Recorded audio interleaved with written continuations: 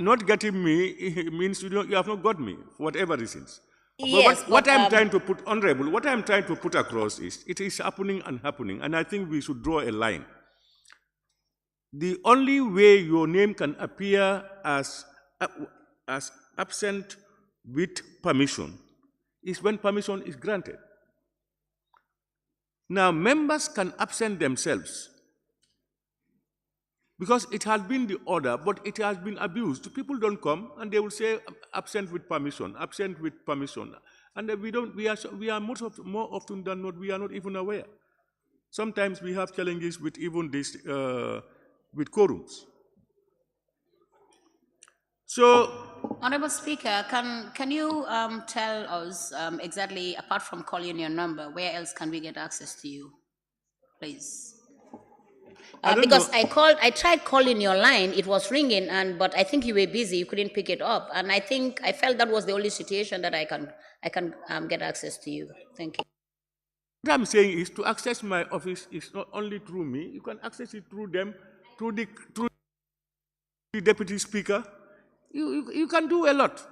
You can do a lot. Yes, but what we are saying is, if you call and it's unfortunate, we apologize. If you call, we have not got us. That is regrettable. But that is the process, you know.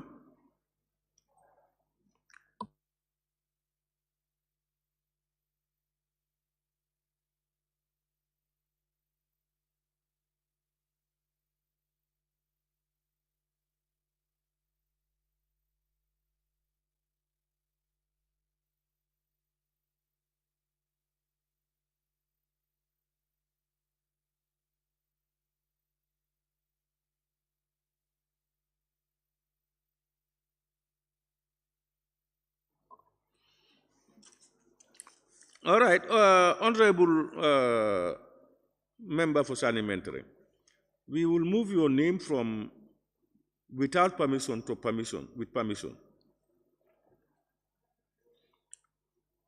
Any more on page 4?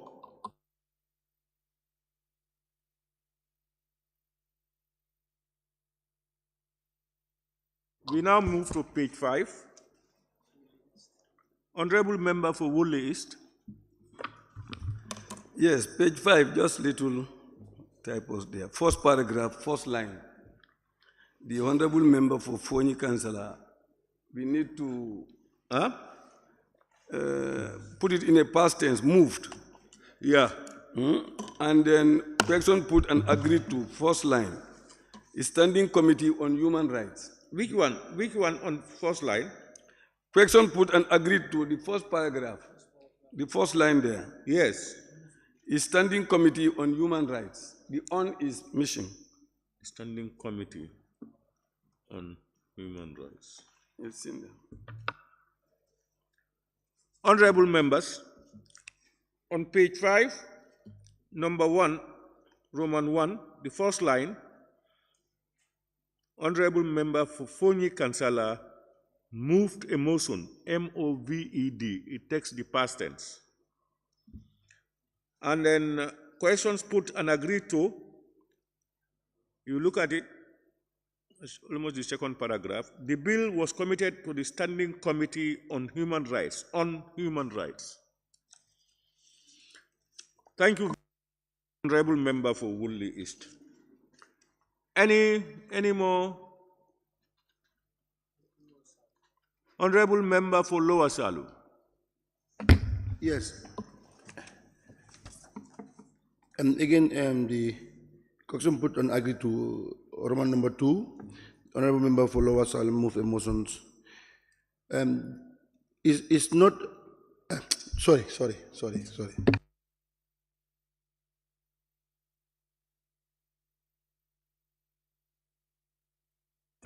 Yeah, sorry, honestly.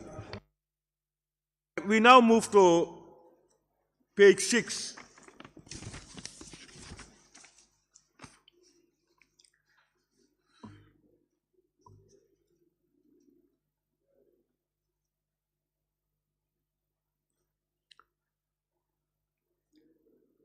Page 6.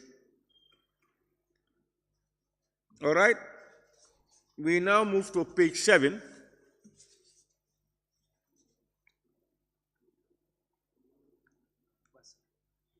Honorable Member for Basse. Honorable Speaker, on the first line, the following members participated in the debate. One, Honorable Sini Jawara. The last one, number 3, Honorable Swaibu. The Ture is not there, it's missing. Honorable Swaibu Ture. Honorable members, number 3, Honorable Swaibu Ture. The Ture is missing. Thank you very much, Honorable Member. Any more on page 7?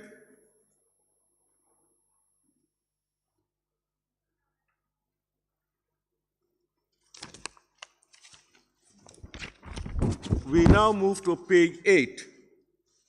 Yes. Yes? Become us out. Thank you, Honorable Speaker. Page 8, the last paragraph. At the invitation of the Honorable Speaker, Honorable Lamin Jesan, a member for Brikama South, not Serekunda West.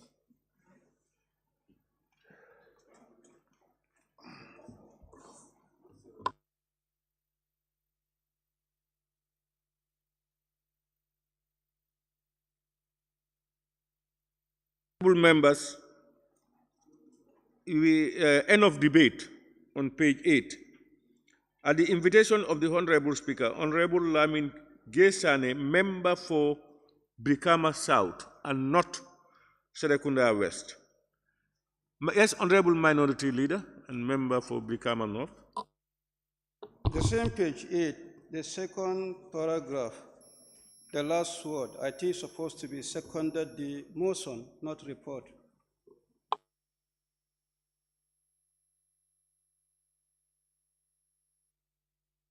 Minority Leader seconded the, okay, seconded the motion.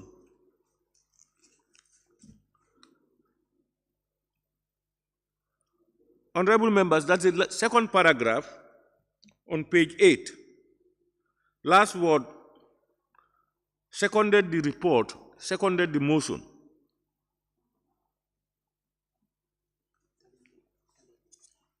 Honorable Talending.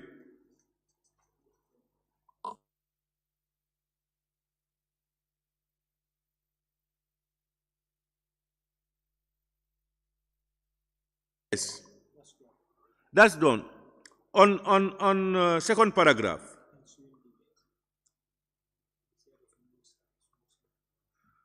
And if you look at your name, member for Talending, the N should be out. It should be Honorable Musa Baji, not Musa. Honorable members, number 2, members who participated in the debate is Honorable Musa Baji.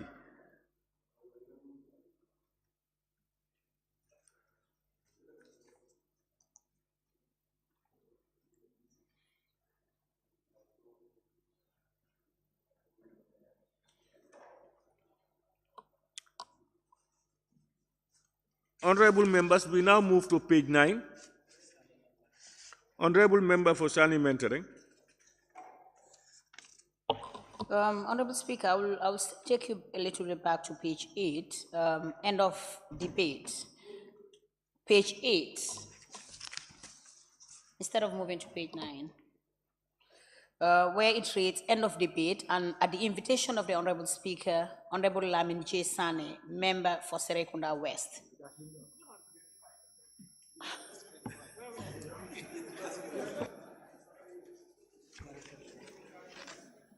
Jara Central. Jara Central. Yes, thank you, Commenting Honorable Speaker. on page 8 or 9? Page 9. Page 9, okay, But go it is ahead. in extension of what Honorable Member for Brikama North and Minority Leader, on the correction he made on changing report, replacing it with motion, it appears also on page 9. Honorable Alaji S. Dabo, that's the second paragraph. Honorable Alaji S. Dabo, member for Brikama North, Minority Leader, seconded the report again. So wherever it appears.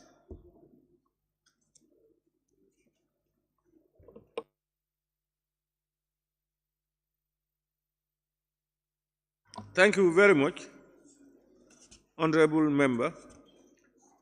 Any more honorable members? That's the third paragraph, just above questions put and accordingly agreed to. Alaji S. Dabo, Honorable Alaji S. Dabo, member for Brikama North, minority leader, seconded the motion, not the report. Honorable member for Woolly East. Yes, the second paragraph on page 9, second line, Woolly East and vice chairperson. I'm not the vice chairperson, I'm just a member. Is a member of the committee. That's how it should read.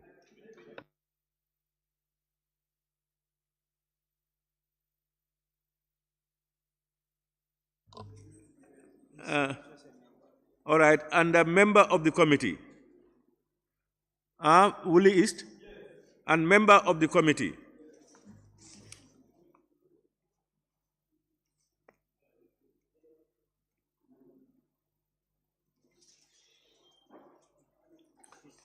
Honorable members, I think you've got it corrected. Huh? That's the second paragraph. Member for Woolly East and vice chairperson of the committee should read and member of the committee, not vice chairperson of the committee. Thank you very much, honorable member for Woolly East. We now move to page 10.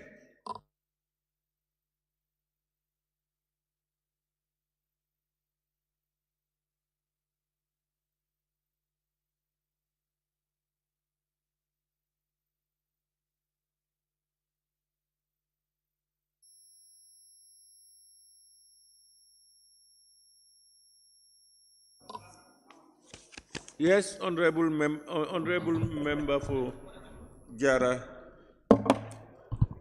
Thank you very much again, Honorable Speaker. On page 9. Page 9? Yes. Okay. Roman figure 3. Report of the Select Committee on Human Rights and Constitutional Matters. It should be standing committee. And wherever it appears. Because this is not the only page where it appears. It should be standing committee.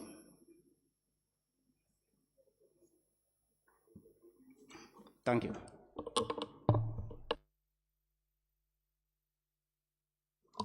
Honorable members, on page 9, on top, Roman 3, report of the Select Committee on Human Rights. It should be report of the Standing Committee.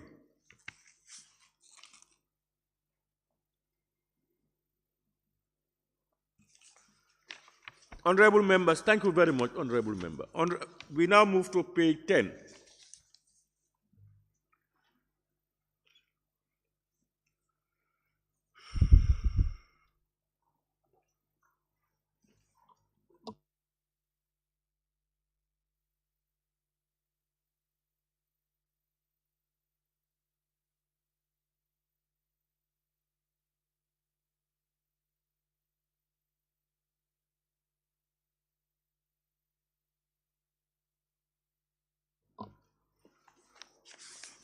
Honorable members, I want your take on this last amendment we did. Human rights, is it a select committee or a standing committee? It's standing. Pardon? Okay.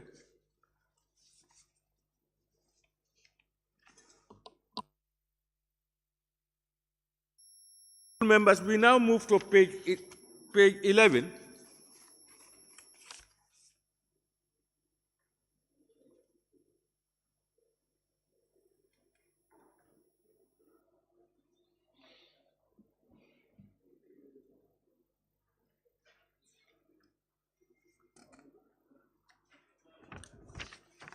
And finally, honorable members, we move to page 12 of the record of votes and proceedings.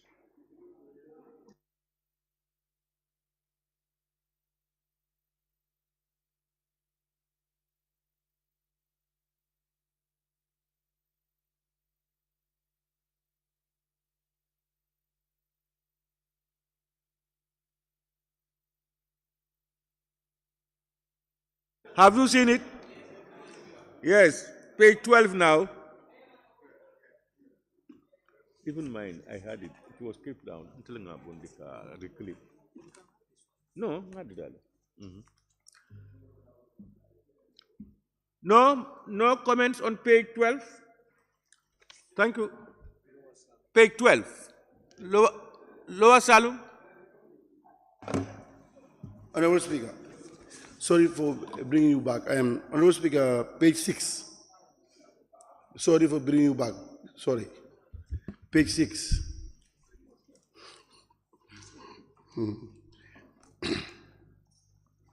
Yes, go ahead. Suspension and resumes of the Assembly on the 13th at 5 minutes after 3 o'clock in the afternoon. The Honorable Speaker suspend the Assembly for prayers. I think that was a motion.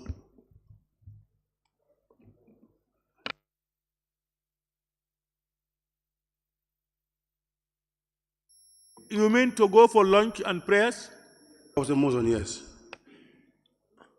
I brought that motion in.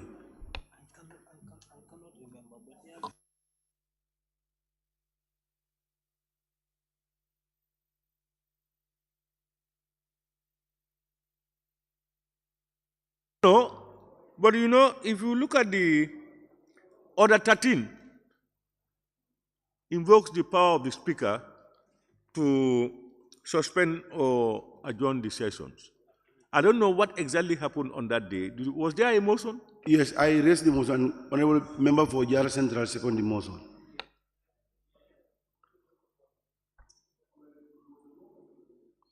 Yeah, if I remember well.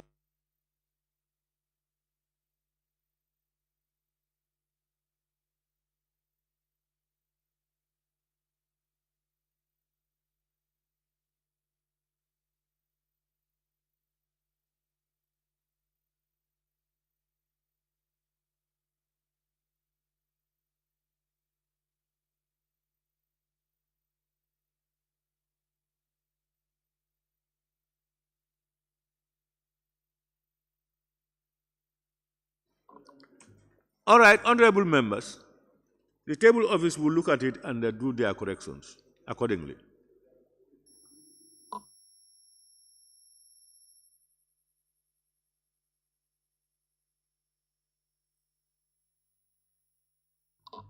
Honorable members, it has been moved and seconded that the record of votes and proceedings of the National Assembly sitting of Monday, 19th June 2023 be approved with amendments. Those in favor, please say aye. Those not in favor, please say no. The ayes have it. Let me thank all of you for your participation, your eagle eyes. You look at every dot, it's impressive. Thank you very much. Now, Clerk. Laying of papers and reports. Report of the Select Committee on Agriculture and Rural Development nationwide visit to intervention sites, September 2022, by the chairperson of the committee.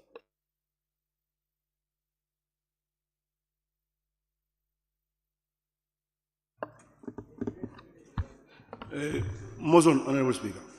No, it is authorized by law.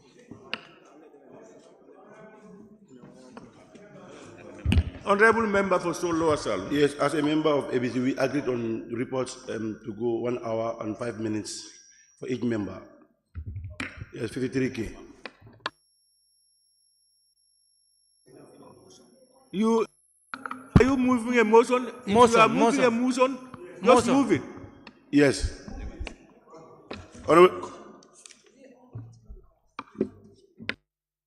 Honorable Speaker, being a member of ABC, we agreed on that. Okay, Honorable Speaker, I raise order 53K to be time to be limited 1 hour. Each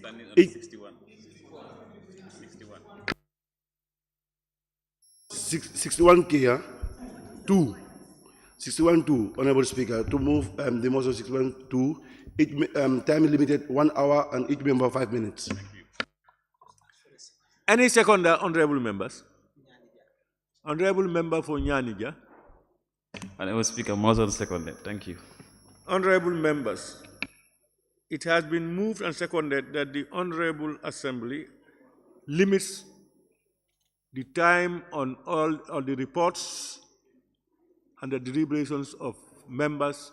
Reports, each report not more than 1 hour, and each member allocated a maximum of 5 minutes. Those in favor, please say aye. Those not in favor, please say no. The ayes have it.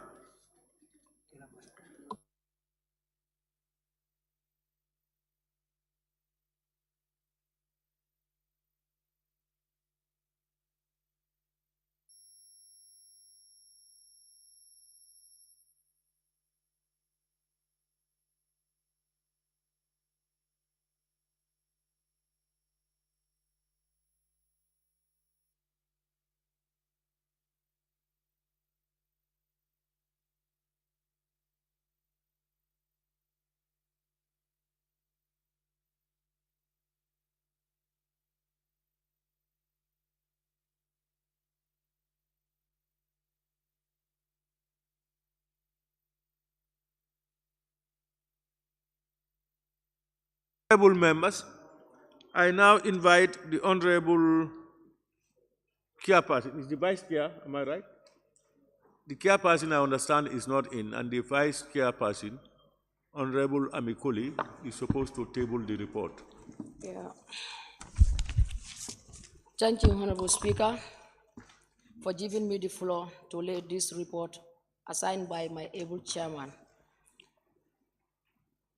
Acknowledgement.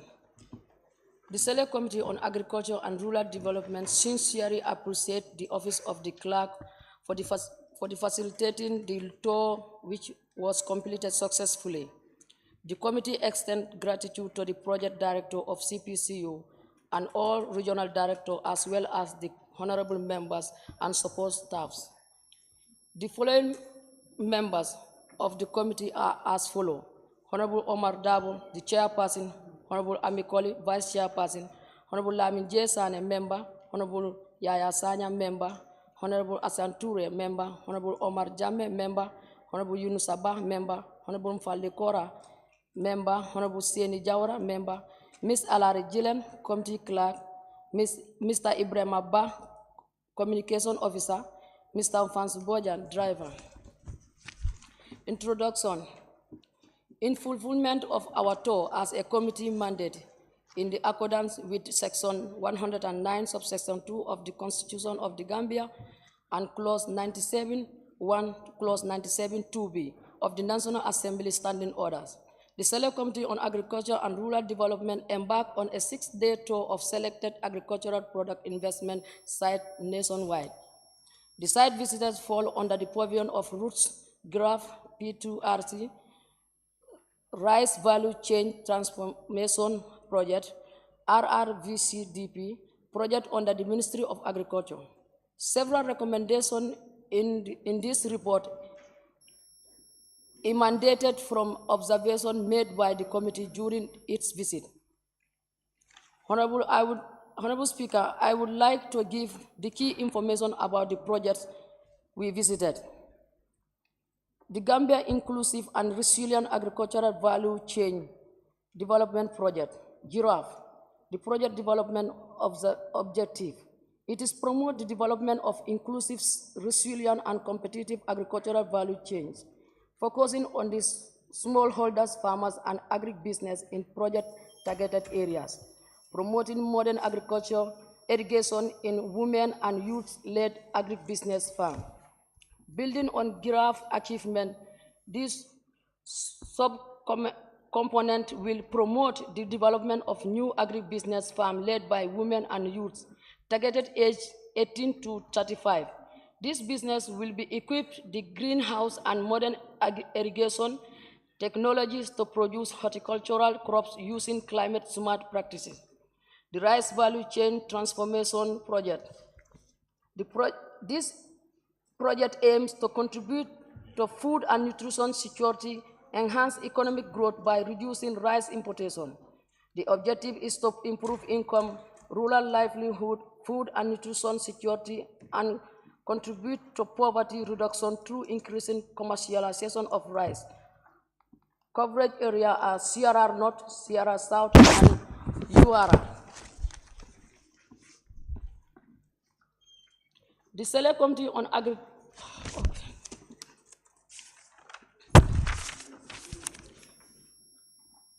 Duration of the project is 5 years.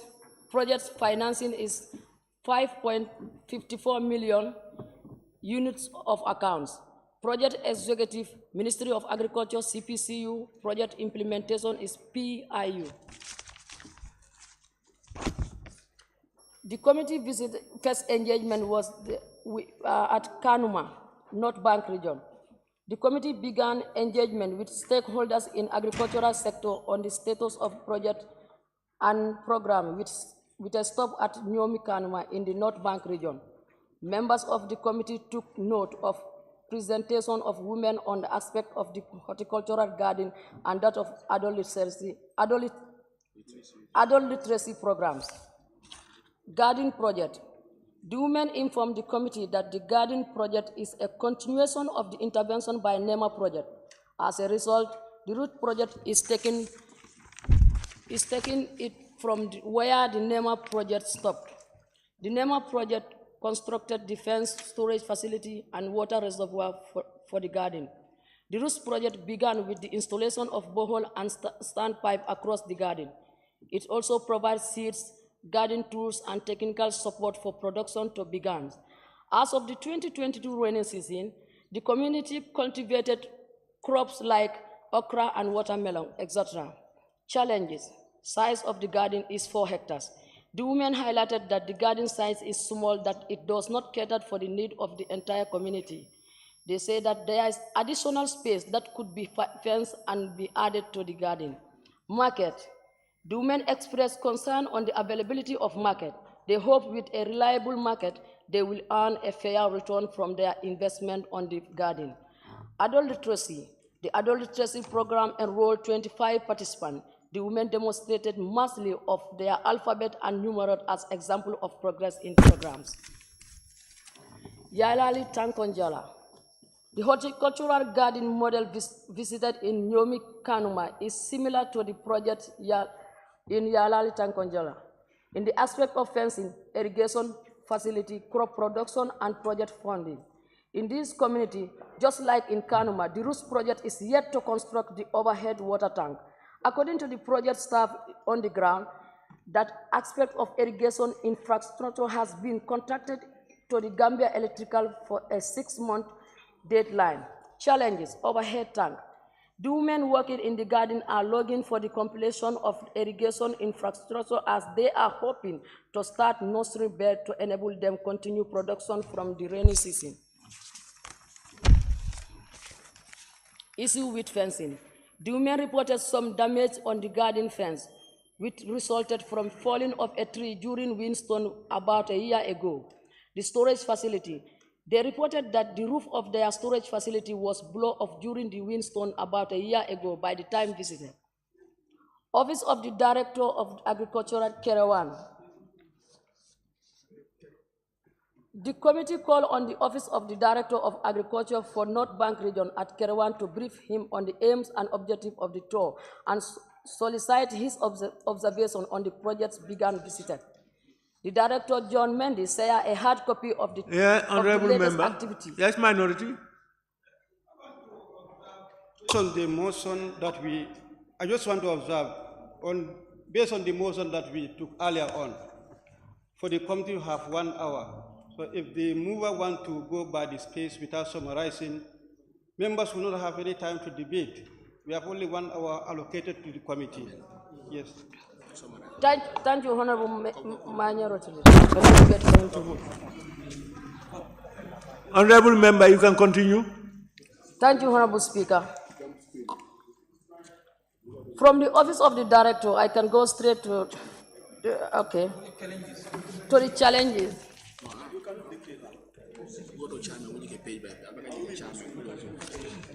Okay, the Gambia Songhai Initiative. The committee did a spot check at the Gambia Songhai initiative in Chairman to receive update of the progress and or challenge regarding the model being initiated there. The manager of the central took the honorable members on the conduct tour for production site. Members took note of the poultry initiative, the turkey breeding, moringa plantation, and various vegetable plantation.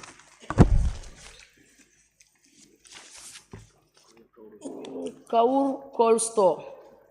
The committee made a pass-by check on the ongoing construction of a cold storage facility in Kaur.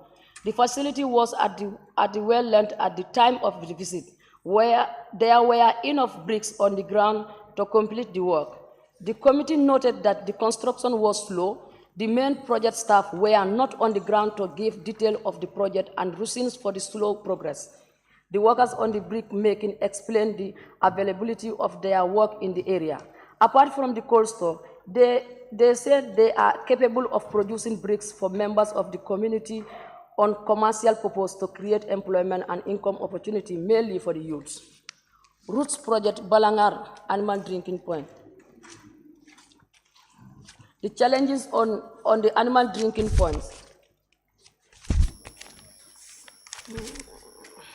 Let me read. Yeah, the community visited the Balangar Animal Drinking Point, CRR, which catered for about 18 different villages in the area. The beneficiary recalled that prior to the installation of the solar power borehole system, there was a huge difficulty in accessing water for their livestock. In many instances, the livestock would suffer diseases from contaminated water, such as from lakes that were introduced with salt. Their experience is such that a bank account is created to cater for the maintenance of facility. As a result, owners of herd pay $10 annually for each cow to make saving for the cows. Sotuma Sambakoy. The site visited is the rice project by the Gambia Armed Forces Battalion in the Upper River region, where 30 men are assigned for the 2022 farming period. Prior to the season, the GAF farm manager, 002 Yankuba Kole, had been trained by the Rice Value Chain Project. He conducted a step-down training for the men in uniform who were selected for rice project laying on the usual manual. According to the Regional Agricultural Director for URL, the GAF Rice project is equally important in the recruitment of extension workers as they are active in sharing of knowledge and experience among farmers in the area. The GAF commander in URL said the ongoing project is a pilot and that hope each of the 30 men on the field will establish their own field classes by the end of 2022 production cycle in order to expand the project. There are challenges. The beneficiary informed members of the committee that the weed is too much on the farm, that they had to do 3 rounds of weeding. Water supply. They informed the committee that the land is not level, so that the flow of rainwater on the farm is one side. It was reported that this imbalance was due to incomplete land development program irrigation by the NEMA project. As a result, the GAF Rice project relies on 2 pumping machines to pump all other parts of the farm. They also spoke of instance of pest infestation and birds being issues affected their efforts. Sotokoi, Wuli East. Sutukoba, the Wuli East. The committee visited Wuli East Sutukoba to observe the construction of a rice drying floor and district storage facility. The work was on track and progressing. Kulari, URR. At Kulari, the committee visited a similar project to that of Sutukoba, but at this place, the construction of a rice drying floor and district storage is at the foundation level, despite the disbursement of 50% to the contractor. The worker on the ground said that he hardly see the contractor and that he was waiting on disbursement to continue the construction. The beneficiary also noted that the floor measure for the construction is small to cater for the needs of farmers on estimated size of 300 hectares. They also observed that the floor is not level at all. Sotokoi Mandinka. The women's garden is among 3 out of the 6 vegetable gardens left incomplete by the NEMA project, now under the Roots project. The 5-hectare garden was fenced by NEMA, while storage facility, 20 water reservoir, 20 dual standpipe, and toilet facility were being constructed by Root project. During the rainy season, the women allocated every Wednesday of the week when they take a break from the rice field to work in the garden as they await completion of the water supply facilities. Challenges. The beneficiary noted that one toilet facility is not sufficient in the garden in the view of the distance it is from the other side of the garden. They also highlighted the issue of monkeys as threat to the crops planted in the garden. Another area of concern for the women gardeners is the long await of the overhead water tank for the borehole in the garden. They also reported that Gambia Electrical, who is assigned for the installation of the overhead water tank, had told them that the pump system on the borehole is not recommended one. It was also observed that the place where the overhead water tank is earmarked is very far from the borehole as a source of water. According to them, this will put pressure on the power supply system. In response to some of the concern, the Roots project representative at the meeting said that the founder would appreciate if the community would contribute to the construction of a second toilet facility as their own contribution. On the issue of wild monkey, the Director of Agriculture in CRR promised to provide scare guns from their supply at the Sapo to take care of this situation.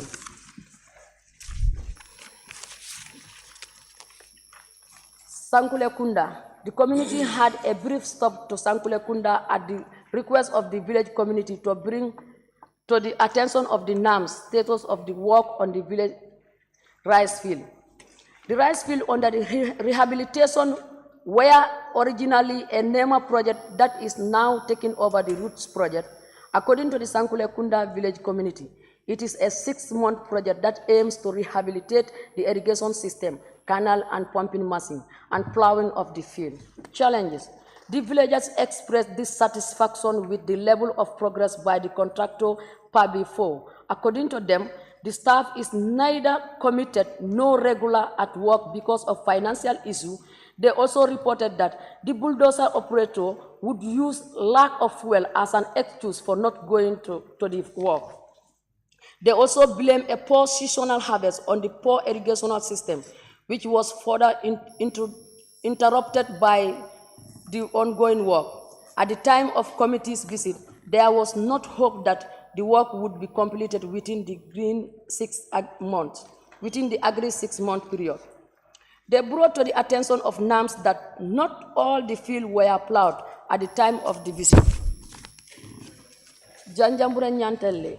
The committee of Janjambure is able to cultivate 3 hectares out of 9 hectares on the rice field known as Nyantale. Upon the visit by the committee, community responded said the water pumping system is no longer working. The problem with the pumping system is explained to electrical issue, low voltage to run the machine. The beneficiaries are concerned that the rice planted on the rain field was planted late, and once the rainy season stops in about a month, the crops will need irrigation system for about 3 months to reach maturity. Officials of the Roots assigned the Janjambure community to engage NAWEC on the electricity supply issue, and that the Roots project would settle the costs involved in the process. The Roots project also assured that a new power generator would be installed for the water pumping facility in about 2 months from September 2022. Janjambure Faraba, the committee also visited the Janjambure Faraba, where the Roots project is empowering farmers with farm inputs to start farming. The idea is for the farmers to continue with their irrigation system by end of the rainy season. However, The land development instead to improve the existing irrigation system is yet to be completed, and there is yet to be a functional pumping system. Roots Project said they are working tirelessly on both the land development pumping system.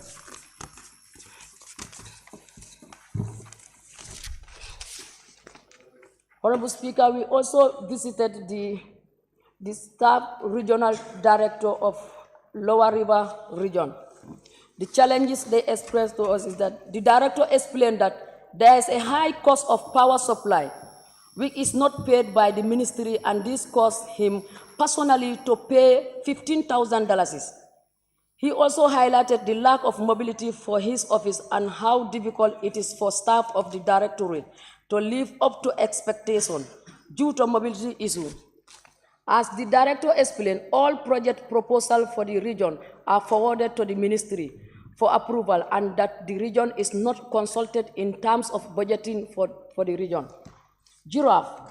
On the aspect of giraffe, the region administrator, the application of 32 applicants, out of which the project selected 8 from the list and introduced its own list of beneficiaries. He also highlighted issue of water supply shortage in vegetable gardens, fencing, fertilizer, and vegetable scheme in the region.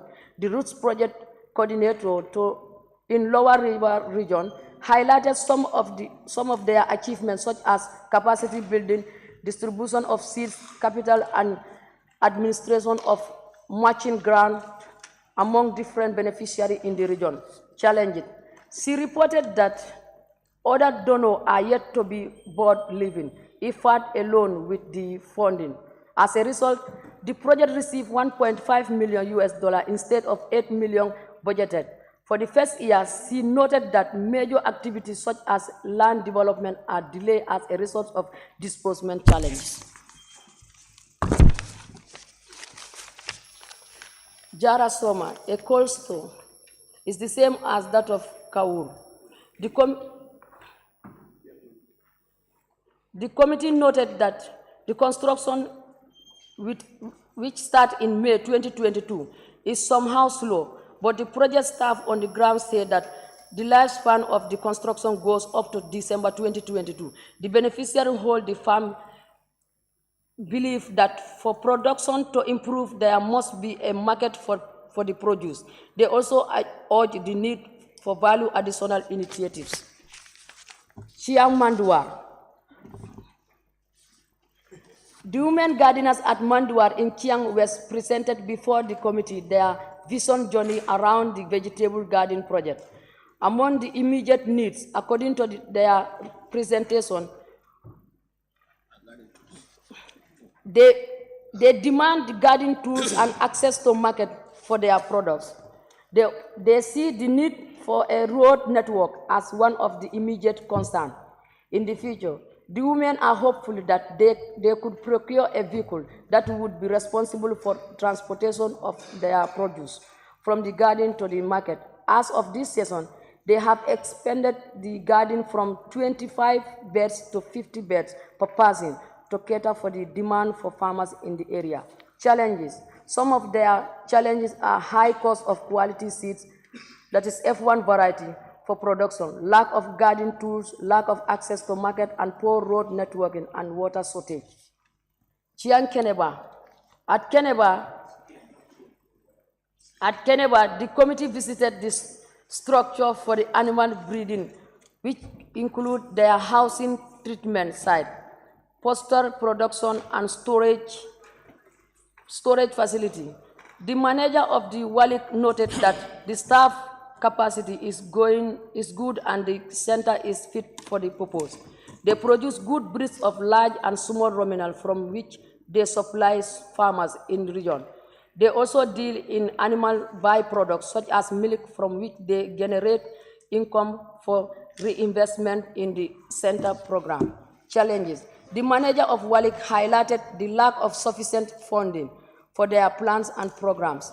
Compared to the capacity of the center, the ongoing business is a small scale. The housing facility for the animals are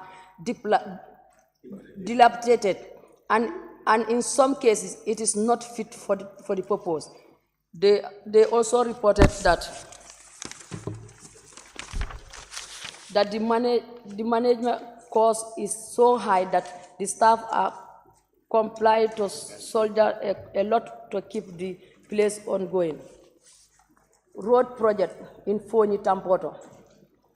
The committee visited the road linking Fonyi Tampoto along the South Bank Highway, connecting community to Jakoi Spirit near the river. The feeder road provided to cater for vehicles, cycle, cars, and pedestrians to and fro for various farm and garden to the need of the people. Challenges. The community at Fonyi Tampoto expressed concern on the lack of safety features, such as speed bumps on the highway. They also observed the absence of waterways, such as culverts, to allow smooth flow of water and for durability of the road. They also note that there are many villages along the new road without vegetable garden and others without water facility in their gardens. So despite the road production might not increase without increasing the number of community gardens and sufficient water supply system. Marakisa Combo South Marakisa Combo South. The site visited in Marakisa Combo South is the same as that of Kanuma North Bank region. But the challenges, according to the women in Marakisa, they face a lot of difficulties in getting vehicles to transport their vegetables to the market, which sometimes force them to travel as early as 4 a.m. to the market. Animal and pests destroy the crops. The disease called sickle sometimes affect the crops and spoil them.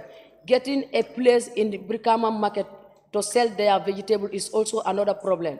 There is no cold storage in the village where vegetable can be kept. Small size of the garden, which is just 3 hectares, and also thieves disturb them a lot. General recommendation by the Committee of Agriculture. CPCU should reinforce their primary core function as an oversight unit of all the agricultural projects.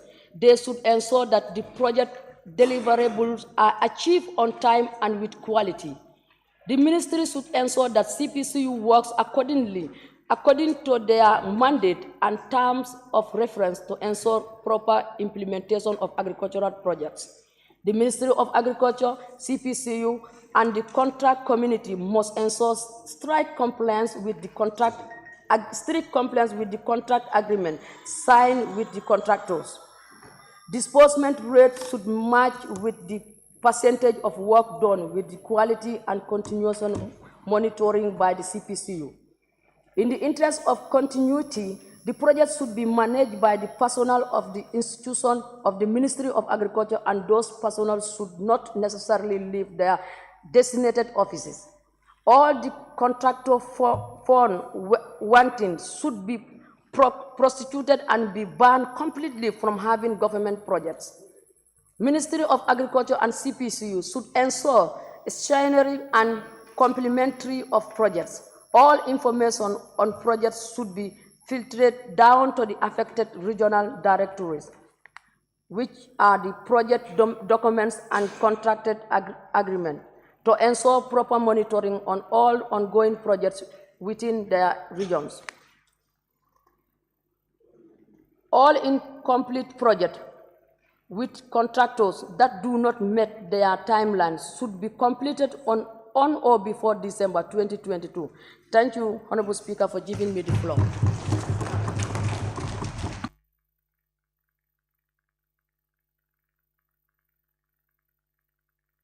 Thank you very much, Honorable Member for Fonyi Berefet. Any second honorable members? Honorable Member for Nyanija.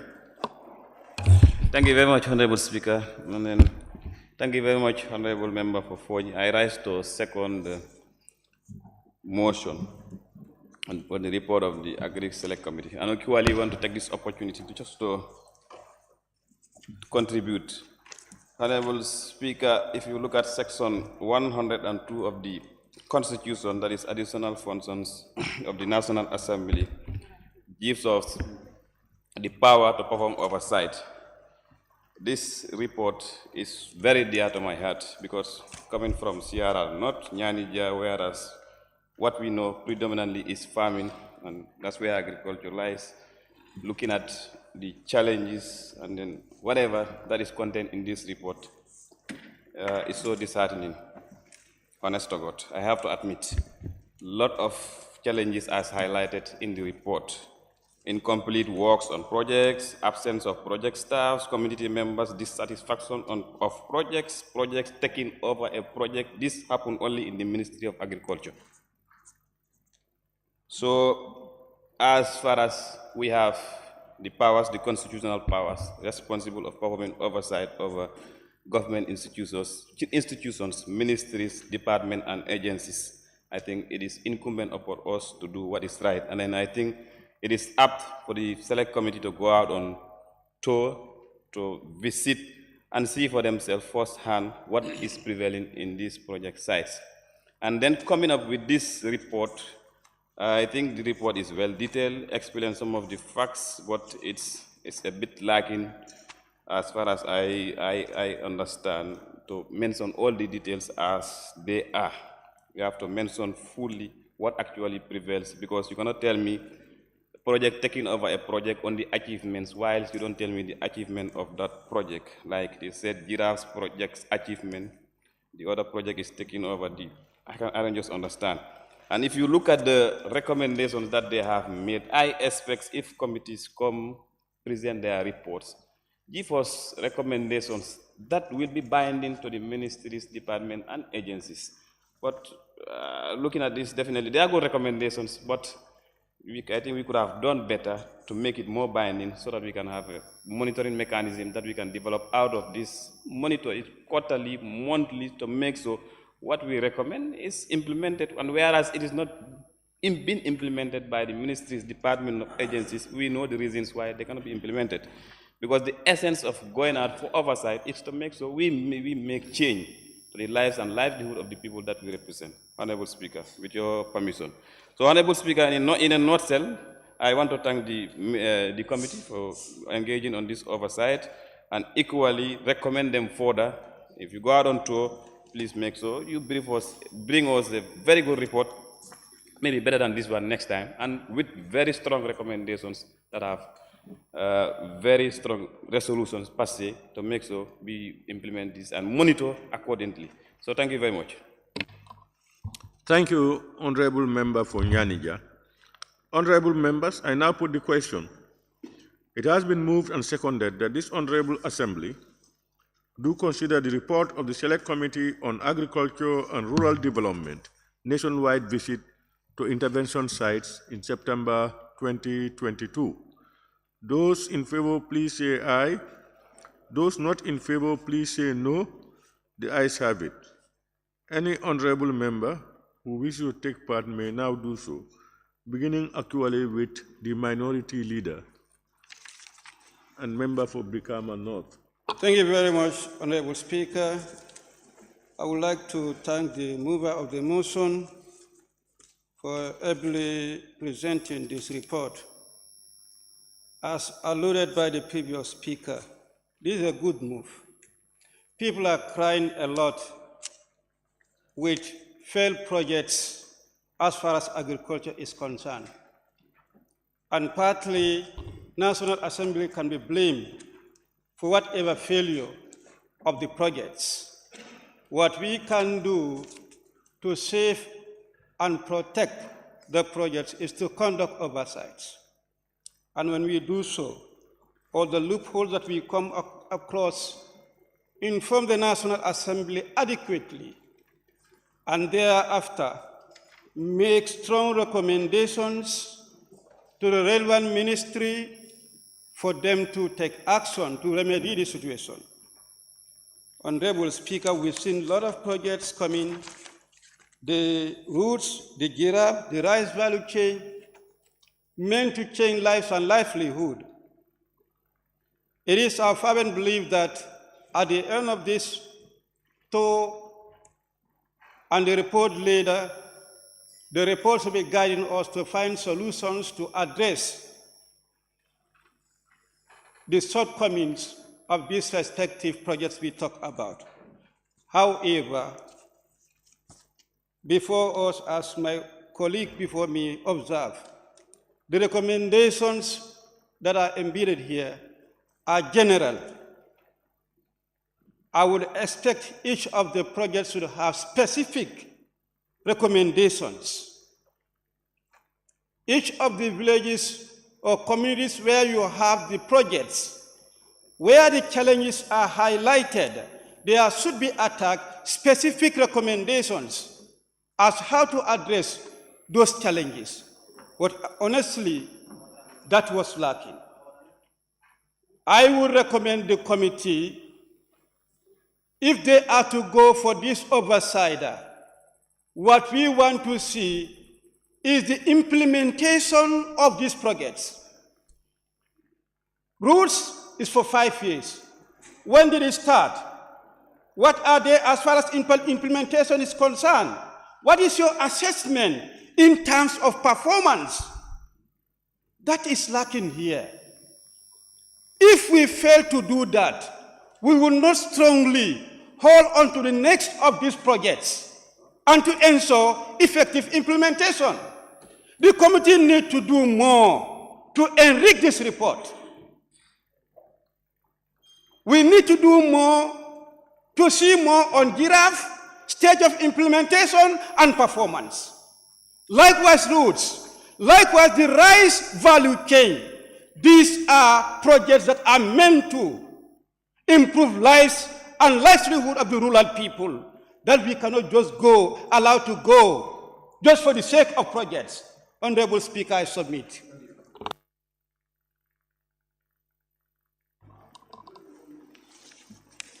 Thank you very much,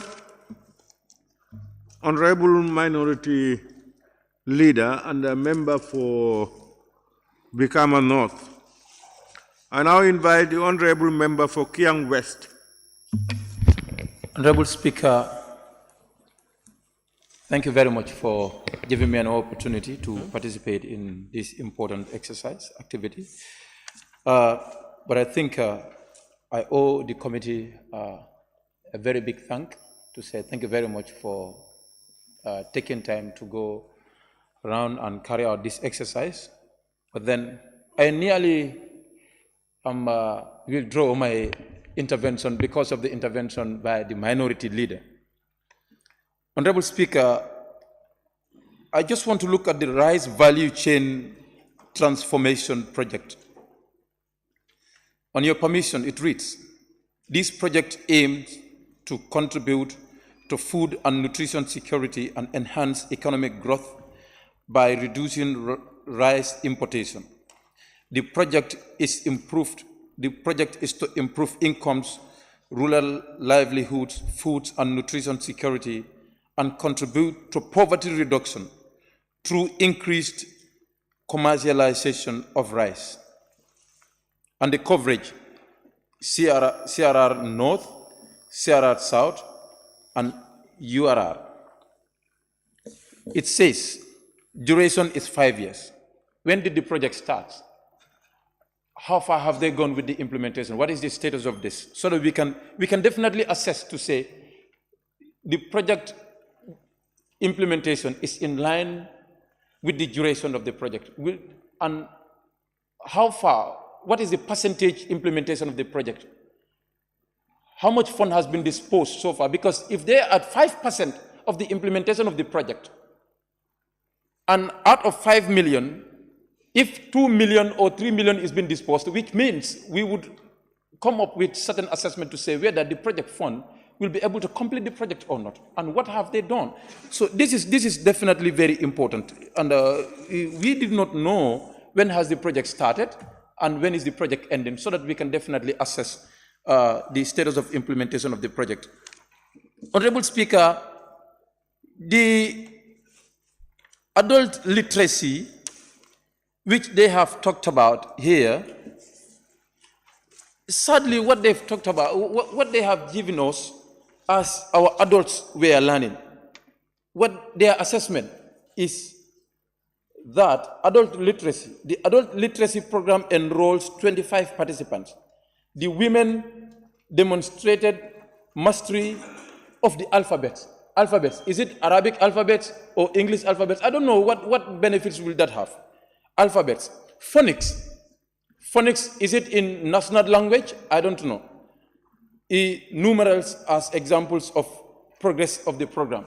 If that is the literacy that we need for the progress of the program, I don't know what literacy do they need to inculcate into them. The understanding of the farming practice, the understanding of the usage of the farming tools, the understanding of the use of the, different farming chemicals or whatsoever. But here they are talking about the alphabets, the numerals, and the phonics. That's what they're talking about. I don't know what has that, how much has that, improved their literacy as far as this project is concerned. I definitely want to be clear.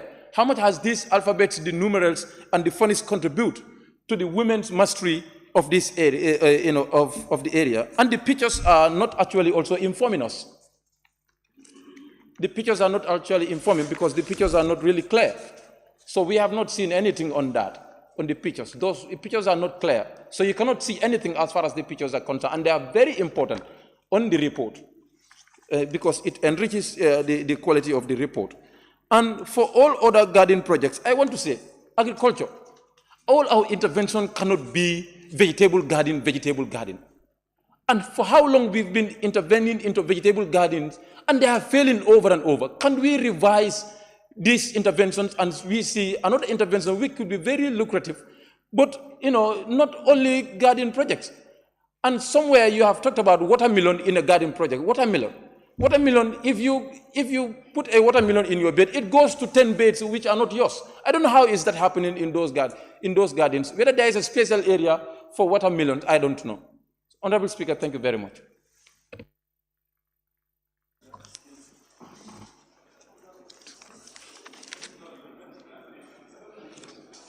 Thank you very much, Honorable Member.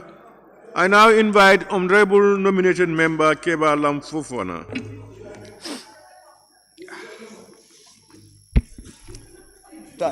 Thank you very much, Honorable Speaker. And to start with, I would like to commend the Agricultural Committee for really fulfilling their oversight functions as mandated by the standing orders that governs the procedures in the National Assembly.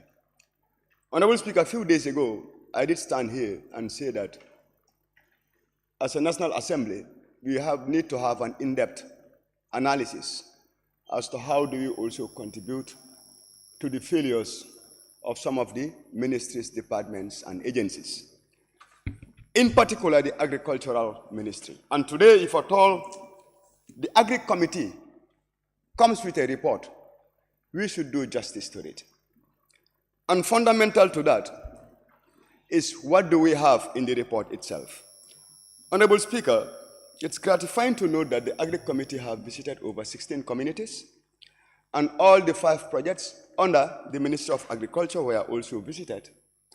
And key findings range from lack of access to market by women, porous garden perimeters, which means the farm produce of our hard-working women are what exposed to animals, encroaching and destroying them, and other insecurities, which do not only render those farm produce perishable, but also reduce their market value. Honorable Speaker, my first worry is, if you look at the recommendations that came from the Agri Committee, none correlate with the findings on the ground. None of the recommendations provided solutions. The entire recommendations are about the CPCU. The CPCU is the Central Project Coordinating Unit. But the recommendations should be in correlation to the findings so that we can profile what alternative solutions. That's A. And 2, most of these recommendations are not time-bound. For example, it says the CPCU, that is general recommendations. 1, the CPCU should reinforce their primary core function as an oversight unit of all the agricultural projects. They should ensure that the project deliverables are achieved on time and with quality. Now, The gap we are creating with this recommendation is, when should they deliver this? How are they going to deliver it? What indicators should be there for us to know that they've really achieved that particular recommendation? Those are absent. And it continues to the last one up to 9. Honorable Speaker, if you look at not only agriculture, but many of these ministries are having projects. Part of the recommendations I also was envisaging to see is how do we account for these project funds? Because if you look at the mandate of the Auditor General, and I will refer you to section 160, 1 subsection C of the Constitution, it says, at least once in every year, audit and report on the public accounts of the Gambia, the accounts of all offices and authorities of the government of the Gambia, the accounts of the courts, the accounts of the National Assembly, and the accounts of all public enterprises. The projects are excluded. In our oversight functions, we do not receive the audit reports of the government projects. And we are all conversant with the budget. If you look at the budget, all of what the developmental part of the budget is coming under projects. And sometimes that accounts for over 60% of the budget, which means a great chunk of the money is going out there unaccounted for. So if at all the law is not allowing us to receive those performances with regards to their actual implementation represented in monetary value, we should ask ourselves as lawmakers, do we need to change that particular law? Or do we need to amend it? Because what we know is the Auditor General will contract private audit firms to audit these projects. And at the end of the day, those audit reports are presented to them and at their own. I'm not saying the process they do is not adequate, but I'm saying it's only limited to them. And as the Agri Committee, you should equally know the performance of those projects so that when you come to the plenary here, we can be informed better. So in reality,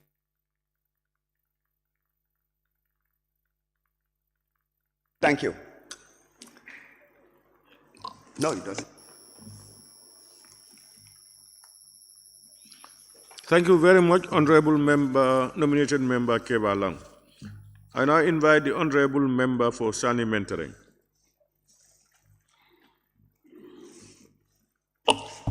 Thank you very much, Honorable Speaker.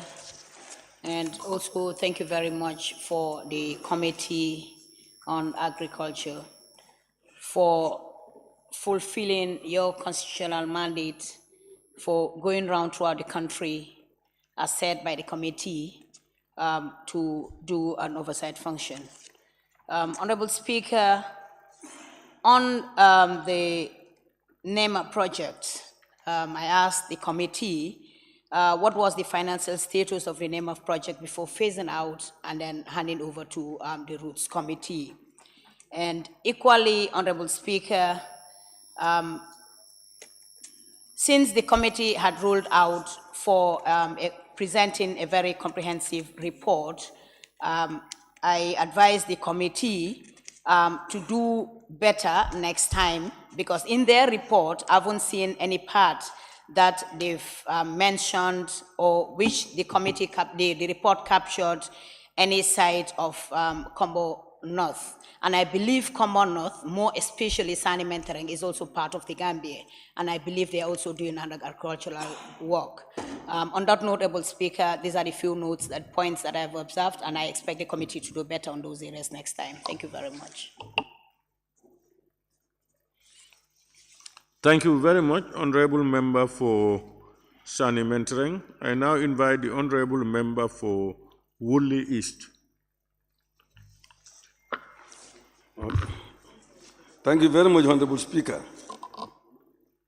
This one is a big report, and I think a very important report, and I believe 5 minutes will not be sufficient, but we'll have to use the 5 minutes. Honorable Speaker, we thank the committee. They've gone round to 16 project sites. But you know, agriculture is full of projects. So what I would have thought maybe the committee to just take 2 projects and go and deal with that and come and report to us. Because if we mix all the projects that agriculture have, we will not have the correct picture of what we want to do. Because you need the project documents, you need to know how much money is going into those projects, what the project entails, etc., etc. When you know all this, then when you go to the project site, you are looking for those things. For example, if there's a agriculture value chain, you went to Sutukoba, you have only 2 sentences on the Sutukoba. When you have 2 agriculture projects at that same rice field, you have the regional rice value chain and you have the rice value chain. They are all taking place there. And the only thing you observe there is the store. You say the storage facility. Observe the construction of the rice drying floor and district storage facility. Let me remind you that district storage facility is still standing there, fallow. They just raised the wall and that is where they stop. Nothing else. Since we went there up to now, that's where it is. So, Honorable Speaker, I would raise the same question like the Honorable Member for Sanimentering. Roots takes over from NEMA because NEMA failed to fulfill the project. They did not finish what they were supposed to do. So now Roots also come and take over what NEMA failed to do. Now, will that not affect Roots? You are supposed to do ABC. You did not. You did only A and left, and then a new project come to continue, and then that one has to do your B and your C, and then continue to do what it's supposed to also do. So that's how I see it. That's how I see it. But you can explain if it is not that one. So what happened to the NEMA funds? Left over. Has they been given to the Roots to continue, or that's where it stopped? Now, the other problem you have identified, Honorable, is the overhead tanks. You have, for example, the Roots project is something like 29 gardens. 29 gardens, and then they have almost done no overhead tank. Now it is the Roots that should come and do all these overhead tanks. Now you went to Sutukoba, you went to the garden, the overhead tank is done there, but Fode Kunda is just nearby, and there is nothing done there, and it's under the same project. So, that's what I'm saying. If you had taken the documents, you would have known that, well, when we go to this place, this and this and this are there, and then we'll look at all of them.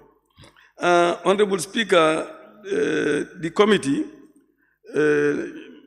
for example, in Keneba, I'm trying to fast track. Walik is complaining of insufficient funds for their plans and programs. Like he's saying, what is the state of implementation? How much, is the total project? If they've gone to a certain level, what is the level that they have gone? For example, I tell you, if you go to the rice value chain, should have given a tractor to Sutukoba, the Woodley community. They should have given them power tillers.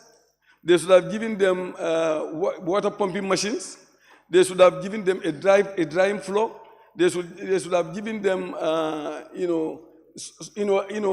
should have prepared 200 hectares, for example, in addition to what they already have there.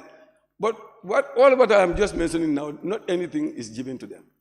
So those are the things we must look for. These people, the beneficiaries, to get A, B, C, and D, but they only got A. What happened to the others? Then you ask the authorities what happened to the others. They may be able to explain to you, whether they are going to come later or they are not going to come later.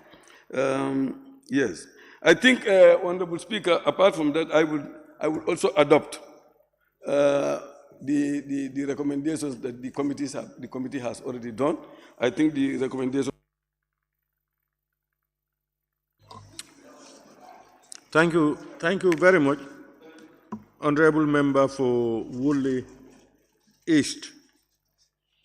I now call on the Honorable Member for Fonyi Kansala.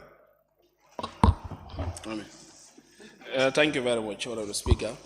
I thank the Agriculture Committee, led by the Vice Chair, on project sites visited, about 16, and also various key intervention project site areas.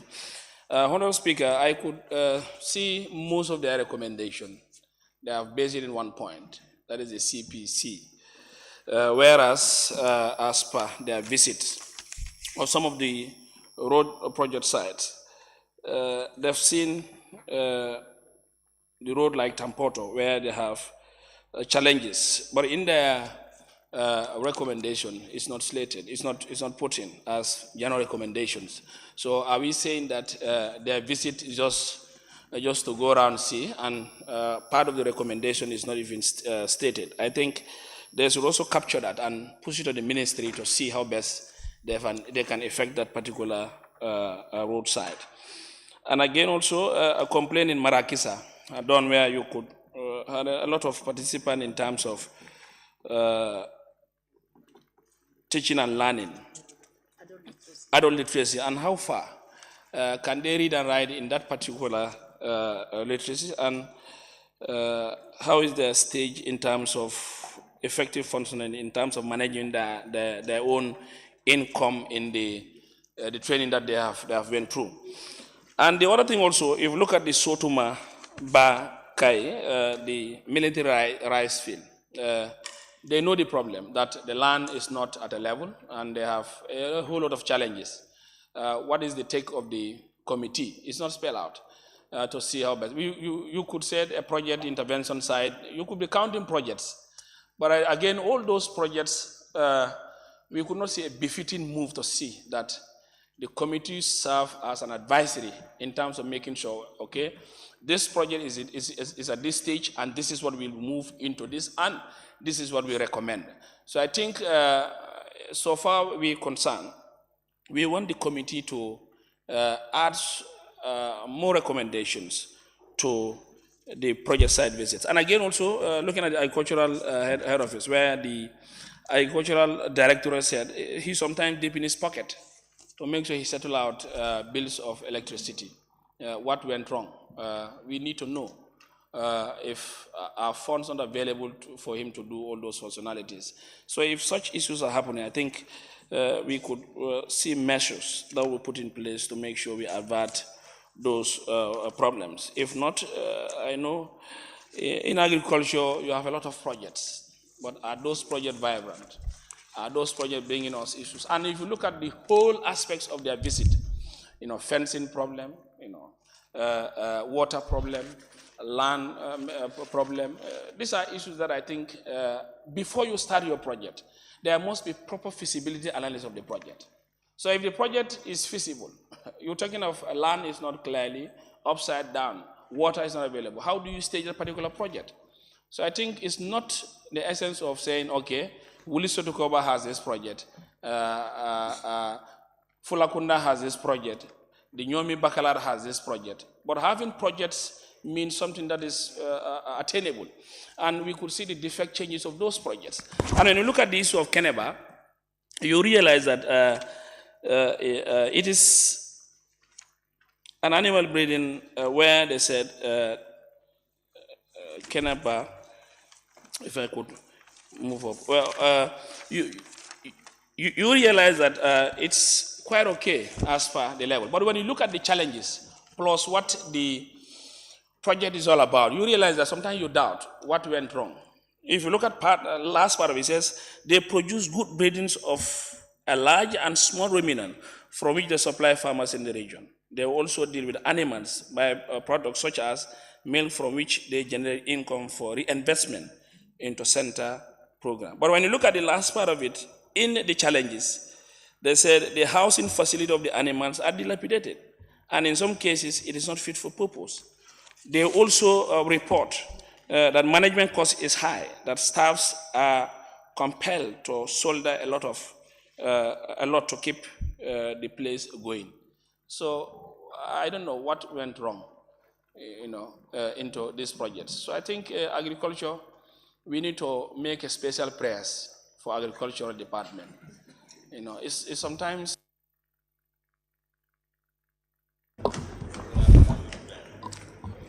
Thank you very much, Honorable Member, for Fonye Kansala.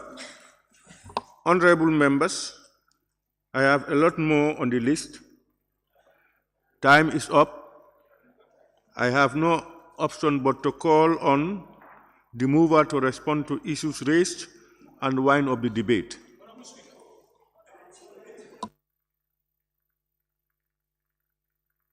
Honorable Latrikunda, I told that I supported that 1 hour, 5 minutes, thinking that that 1 hour was given to the presenter, the mover of the motion. But the debate, you cannot restrict or foreclose members from debating on something. I thought that the 1 hour was given to no, you cannot do that. Honorable member, I think this is just like water poured under the brick. We have agreed to this. It has been that set up. It's unfortunate if you had understood it differently. Can we now proceed for the member Mr. Speaker, I think we were told the reading is 1.5 hours, and then for the questions it's 5 minutes. No, that is not mistaken. it. Honorable member, can the mover of the motion please take the floor? Honorable Speaker. Honorable Speaker. Honorable Speaker. Yes, please. Honorable member for Lower Salon. Yes, I move this motion. The report takes 1 hour. 1 hour with no members should exceed 5 minutes. Honorable, this is not the first time you were at the ABC. What we agreed was agreed there, and it is replicated here. Let's not waste time over this one. Let's just continue. The mover of the motion, please. Yes, that's why you're saying don't confuse yourself. It's correct. Thank you, Honorable Speaker. No, I didn't change my mind. Thank you, Honorable Speaker. Hey, how can you say are you okay? No. Are you okay? Continue. Thank you, my fellow honorable members, who joined to debate on the report led by the Agri Committee. Honorable Speaker, the recommendation given by my fellow honorable members on like what Agriculture stated here, the Committee of Agriculture listed here, I think it is very important, based on what they say, that Ministry of Agriculture and the Committee of Agriculture, as well as members of the Parliament, should stand and work together as team to make so all the problems stated here to be well implemented and monitored, especially the recommendation given by the committee. The honorable member of, like minority leader, honorable member of Brikama North, he was seriously talking about the recommendation given by the committee that should be well implemented. It is a problem in agriculture, like the way you stated. I believe you, and I cannot deny with the fact you say that implementation is always a problem, both the projects, in fact, and the Ministry of Agriculture, which I urge all the committee members of the Parliament, like my fellow honorable members, and the Ministry of Agriculture to work together to make so agric move forward, because agriculture is important to our country. The Kiang West, you were talking about the adult literacy. Adult literacy is very important because we find it that when we arrived at that place, we found that the illiterate women who don't know how to read, because of this adult literacy, now they know how to read, and now they understand also how to make banking, how to keep their money. They understand how to do business. Before, some of them don't even know how to write their names, how to do business correctly, because of they were totally illiterate. But now, because of this adult literacy, women are able to understand a lot of things. And you also say that all what we present is only on vegetable production. No, it's not only on vegetable production, because if we check on the report, Chiang Keneba, we were talking about animal husbandry. Animal husbandry is there. It's not only vegetable production. And also, You talk about the garden who are producing watermelon. That garden produced watermelon because there's no borehole at the time we visited. So for them to leave that garden to be empty like that, they embark into producing watermelon so that they can control the weed in the garden. The honorable member of Sane Mentoring, yes, you were explaining that your intervention is very important, and the committee will take it from that place that we should try next time to visit Sane Mentoring, because the agriculture project also is very wide. We cannot cover all the areas, and that's why we visited other areas. But next time, if the clerk of the National Assembly gives us more fund, we will go as wide as we want. And also, the honorable member of Fonyi Councillor, you were talking about the recommendation of the Tampoto. Yes, it's among the recommendation, though it's not here, but the challenges listed here. We will work together to make sure everything go intact in Tampoto. Thank you very much, Honorable Speaker. You don't mention the press, that's Honorable Speaker. Minority.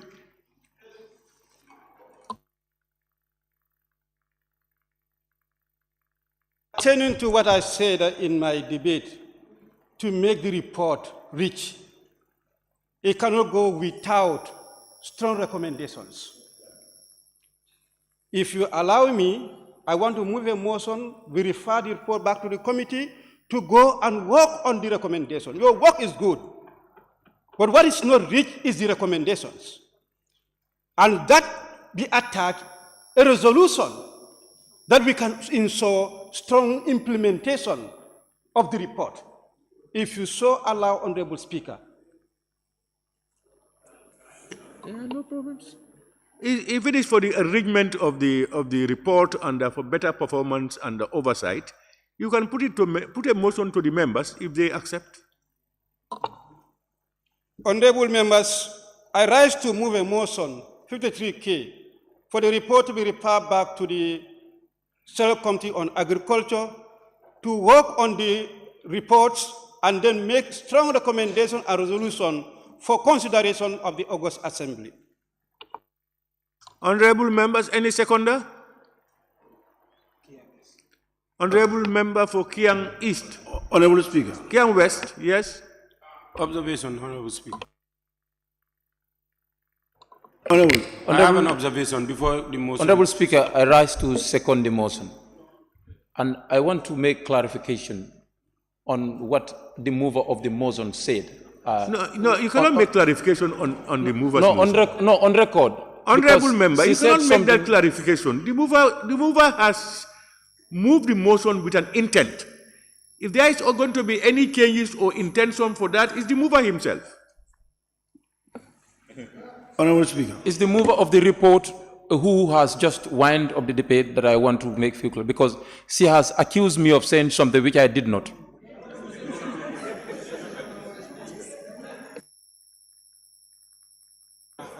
No, honorable member, that one we just passed that stage.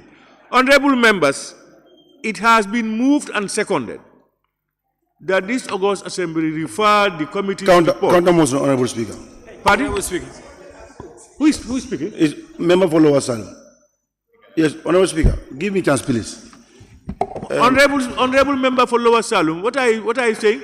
Yes, the mover of the motions that take the report back to the community. What I'm saying is the precedent that was set here, that we adopt with amendments. You understand? But getting back the entire report, is where we can adjust on the recommendations that he is. Yes. Let him recommend us the honorable. I think this one is not for debate. What is happening is the minority leader moved a motion that the report be referred to the committee for certain actions to be done by the committee to ensure efficient oversight. That's his proposal. Seconded. If you are not in agreement, don't vote for it. Yeah, but if you are in agreement, you vote for it. Honorable Speaker. And then we move forward. Honorable Speaker. I just need... No, wait. Honorable Speaker. This is why you always give chance to members to take the floor before it will be seconded. We know in the procedure, when it is seconded, it's only legal binding.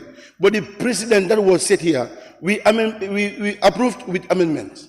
That is understood. You can approve with amendments. You can approve without amendments. You can move another this thing for another action. That is normal. If whatever is being moved is not in conformity or you are not in agreement, don't vote for it. Yeah, Honorable Speaker. If you are in agreement, please vote for it and we move forward. I need clarification, please. Yes, minority. Honorable minority. I had been moving motion here for amendment of certain reports. Where I request for amendment, there are few cases you can amend and put input. But what we have observed here, I commend that the general recommendation, if you look at it, did not touch on issues that were found out. And then I did say also specifically, where you made mention of certain things, you did not make recommendation on those specific things. I don't think the assembly can be doing that. It is the committee that can better do that. Honorable member, honorable minority, I think this is very clear. Very clear. There is a proposal and a motion on the floor seconded. Those who are in favor of the motion, please raise your tax.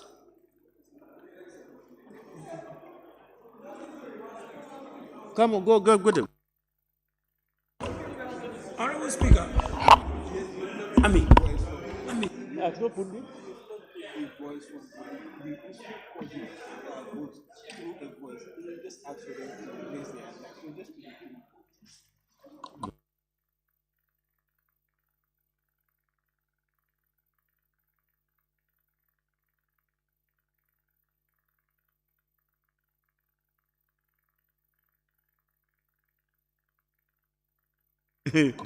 Honorable members, anyway, honorable members, it has been moved and seconded that the bill be referred to, the report be referred to the Committee of Agriculture Honorable Chair. For enrichment. Those Chair. in favor, please say aye. Those not in favor, please say no. No. You see, Honorable Chair, please allow. Huh? Honorable Chair. Honorable Chair. Honorable Speaker. All right, honorable members, I'll put the question again. And please, I don't want mics to be used. Just raise your voice. Those in favor of the motion, please say aye. Those not in favor, please say no.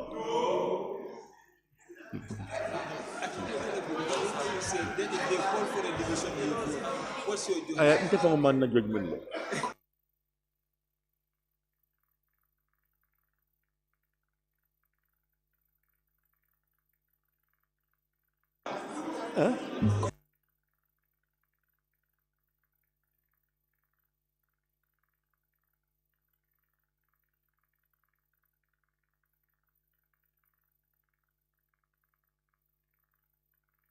Honorable members, you see, I had both sides, and I'm trying to figure out which one has the upper hand. Division, Honorable Speaker. It looks. Can we now, to be on the fair side, can we now say those in favor, just raise your tax, and we see it. Those in favor of the motion.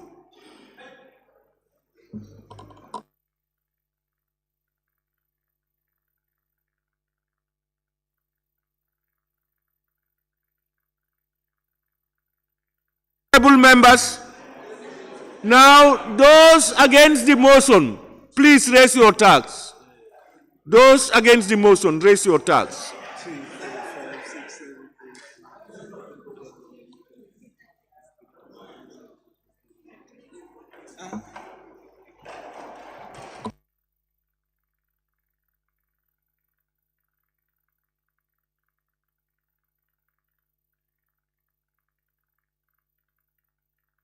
All right, honorable members, those in favor of the motion, 8. Those against the motion, 19. Now I will now formally put the question. Be it resolved that this Honorable Assembly do adopt the report of the Select Committee on Agriculture and Rural Development nationwide visit to intervention sites across the country in September 2022. Those in favor, please say aye. Those not in favor, please say no. No, Honorable Speaker. Honorable Speaker, with amendments, please.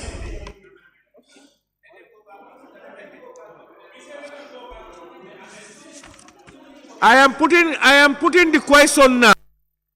Honorable members, the motion was put down. The motion no longer exists. Now we are proceeding with the committee's report.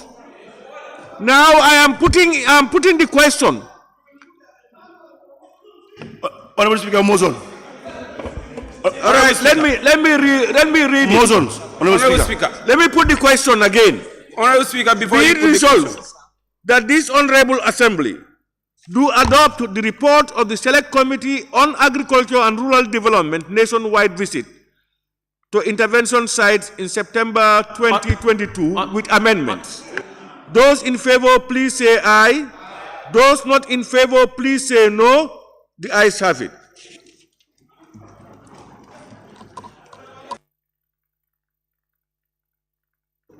Minority? Yes, I just want to observe, when we say with amendments, I could not recall at any point where we raised area that should be amended. No, I'm coming. I stand to be corrected. Yes, Honorable Speaker. I stand to be corrected. When we say amendment, that amendment should come to the floor. Honorable Speaker. If we agree onto the amendment, then it can form part of the amendment. Honorable Speaker. But we cannot vote on amendment at vacuum. Honorable Speaker. Honorable Speaker. Wait, say, Honorable, we are honorable members. Honorable I think let's not belabor on this one. If there are no amendments as said by this, then it means there were no amendments. Honorable Speaker. If there are amendments, it's still captured that the amendments be taken into notice. Honorable Speaker, I want to clarify something. That's very clear. Honorable Speaker. Honorable Clerk, can we proceed, please?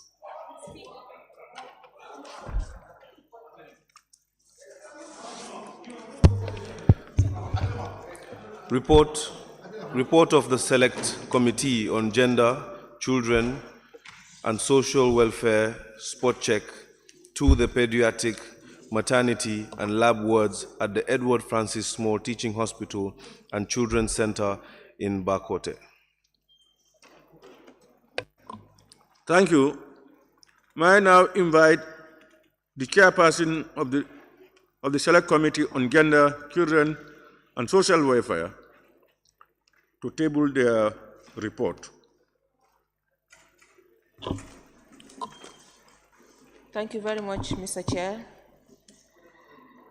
I laid the report of the Select Committee on Gender, Children and Social Welfare on its site visit to the Pediatric Maternity and the Labor Wards of Edward Francis Small Hospital, Banjul, and the Children's Center in Bakote from the 13th to the 14th of February 2023.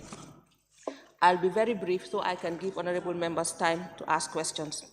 The National Assembly has powers under the Constitution to perform the oversight functions over the ministries and departments. And under these functions, we held the Committee on Gender, Children and Social Welfare was established by a resolution of the National Assembly in the 6th legislation. And the committee has the general mandate to examine such matters within its remit, as it may determine appropriate or refer it to the appropriate committee. Both the Constitution and the standing orders empowered the committee in the performance of its functions. All the powers, rights, and privileges are vested in the High Court at the trial in respect of A, enforcing the attendance of witnesses and examining them on oath, affirmation, or others. 2, compelling the production of documents, and C, the issue of a commission or request to examine witnesses abroad. It is against this background that the committee embarked on a 2-day site visit to the Children's Center in Bakote and the Pediatrics Ward at the Edward Francis Small Teaching Hospital. The rationale and the objectives. The rationale and objectives of the site visits are to find out the root causes of the reported malnourished babies in the Children's Center at Bakote, and to find out the way and manner the babies are being taken care of at the pediatrics wards at the Edward Francis Small Teaching Hospital. And the expected outcomes at the end of the visit, the committee expected the following: to be well informed on the service delivery for children at the pediatric ward, and to prepare a detailed report with recommendations to the Assembly for consideration and approval. The committee members as listed, subject matter specialists as listed, and also support staff members as listed. Day one, we visited the committee had a courtesy call on the Chief Medical Director of the Edward Francis Small Teaching Hospital in Banjul, who expressed his appreciation of receiving the delegates from the National Assembly Select Committee. He informed us that he needed the support of all partners, especially the National Assembly, to fulfill the objectives he has for the Gambia and the health sector. He informed the committee that he was appointed on the 3rd of August 2022 and started work immediately he assumed office. According to him, the situation at the pediatric unit is unacceptable because 2 to 3 babies are in one incubator, which is unacceptable. He also informed the committee that the unit is operating with only 3 incubators. The committee found that the doors of the facility toilets are without locks and the condition of the sanitary is not satisfactory for human habitation. He informed the committee that some Gambians in Spain are interested to donate 10 incubators and 10 phototherapy, but still to no avail. The CMD has the intention to buy, but he has been told that the hospital would be receiving donation from partners, but this has never happened, and it is now a challenge to the hospital. The subvention they receive from the ministry is 27 million for salaries, but sometimes they only receive 24 million, and the OC is 2.6 million, but they only received 1.8 for the last 3 months, he said. He expressed the low mortality rate compared to previous years. However, he also mentioned the challenges at the pediatrics unit. One of the biggest challenges, he said, is delayed referrals of patients from other hospitals to Edward Francis Small Hospital, which in many cases causes the deaths at the hospital. Dr. Vivian, head of the pediatrics ward, also expressed her concern on the operation of the ward. The ward is operating with only 1 phototherapy, which 3 to 4 babies are sharing. That they borrow phototherapy from Carnifin Hospital. There is no bubble breather in the ward. The radial warmer, which is very important for warming babies, is insufficient as the ward is operating with only 6 patients, they're only operating with 6. And the patients and parents normally give birth at the other side of the hospital, which is at the far end. And the babies easily get cold before reaching at the pediatric ward, and they normally die. Because he said they are too small and normally lose their temperature before reaching the ward. According to her, the World Bank promises to build a new ward on top of the labor ward to ease the transfer of newborn babies. And children with unstabilized diet is causing difficulties in controlling their blood sugar due to high consumption of carbohydrates. She informed the committee that the hemodialysis at the pediatric ward is yet to be completed, and the only water plant they have is not functioning. The pediatric ward is also without a child theater, and whenever they have operations, they use the adult theater. She also elaborated on the need to have a nutritionist and dietitian specialist at the hospital to give aid to children to minimize malnutrition. The units under the department are as listed. And the findings: 3 functional incubators, 2 to 3 babies of different parents sharing an incubator. 1 phototherapy, 2 to 3 babies sharing a phototherapy. There is no proper waiting room at the pediatric ward, and children and adults share the same social workers. The space of the treating room is also very small, with 5 beds packed together. The infrastructure is old and needs renovation. one functioning toilet for both patients and the staff at the emergency. And the challenges: they need radiant warmer, which is still at the central medical store. They need a dietitian and a nutritionist at the hospital. They are operating with only one phototherapy for both inborn and outborn babies. And malnutrition in children because of the poor diet, they normally lack carbohydrates, i.e. bread and rice.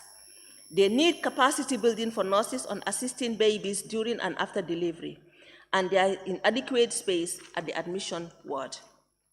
The maternity ward at Gamtel ward.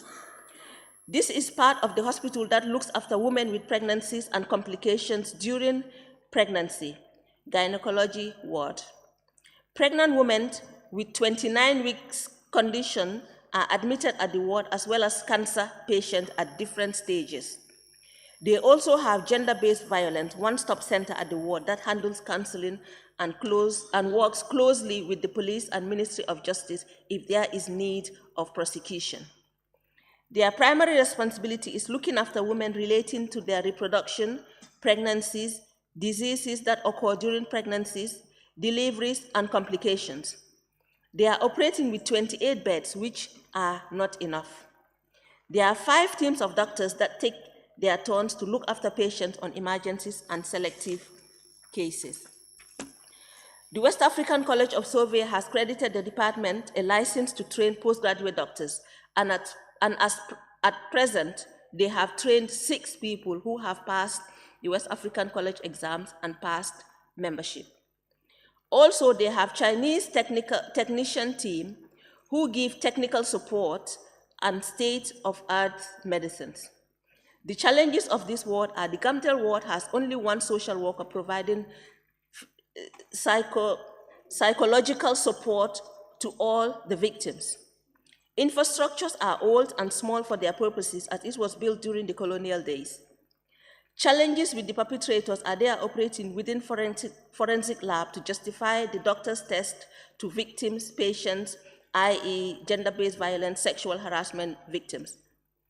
There are not enough social workers at the ward, and human capacity is lacking, like specialists for cancer patients, and the limited space. The recommendations we made are capacity building.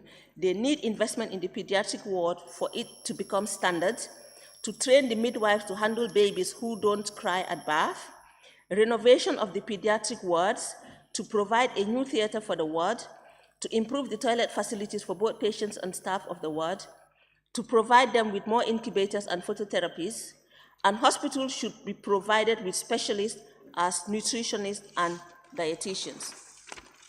Day 2. The Honorable Chairperson, in her statement at the Shelter for Children Center, said the site visit was a fact-finding mission that would help to empower other members to advocate for a better service delivery on the children's welfare and to enable them to pave an enabling environment for babies and the elderly. The Backwater Children's Center is a government-run shelter for vulnerable individuals, including children, babies, women, and gender-based violence. Elderly, page 10. Elderly stranded migrants, unaccompanied children, and victims of trafficking and inmates. People with unwanted pregnancies and children who run away from the madrasas, and those children who come all the way from Senegal and beyond. Madam Dante, the shelter manager, informed the committee that the shelter has not been receiving adequate subvention to run the shelter. He said they used to generate income through the clinic at the shelter, but now with the charitable clinic, this has become a challenge to the state clinic, as the public prefer to go to the free clinics. Madam Dante also informed the committee that some children became sick due to dehydration and infection, not because of hunger or malnutrition. She added that though they receive little from the government, the shelter receives donations from individuals and organizations. The committee was also informed that among the children in the shelter are disabled and abandoned children. The committee was also abandoned children. They have 2 elderly persons under their care, a Gambian and a Ghanaian old man who is there with his 2 children. The findings: the committee went round the shelter and found out the following. The children were properly kept and the place is clean and hygienic. All the foodstuff at the time of our tour were donated by donors. There is no security wire at the shelter. The shelter is not giving petty cash to support them in financing their day-to-day expenses. And the challenges were the low subvention from government, the financial constraint, inadequate drugs, inadequate electricity, the lack of mobility, and the lack of ambulance. And the recommendations were to provide a security wire to protect the shelter, and the shelter should be involved during the budget bilaterals. The institution needs to be given petty cash and adequate budgeting allocations. And again, the list of committee members that were present, the support from subject matter specialists, and the support staff. Thank you very much, Mr. Speaker.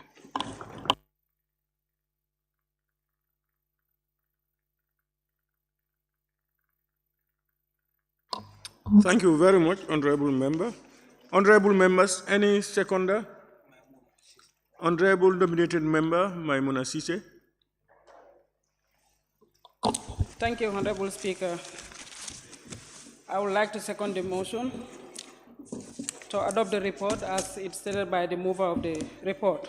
And I would also like to add my 5 minutes contribution. Honorable Speaker, as the report stated, we all know that this report, I can guarantee that it's a very comprehensive one because I was part of it.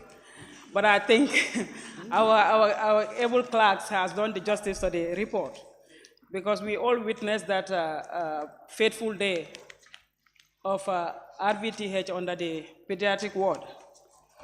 None of us accepted what we found the condition of the ward.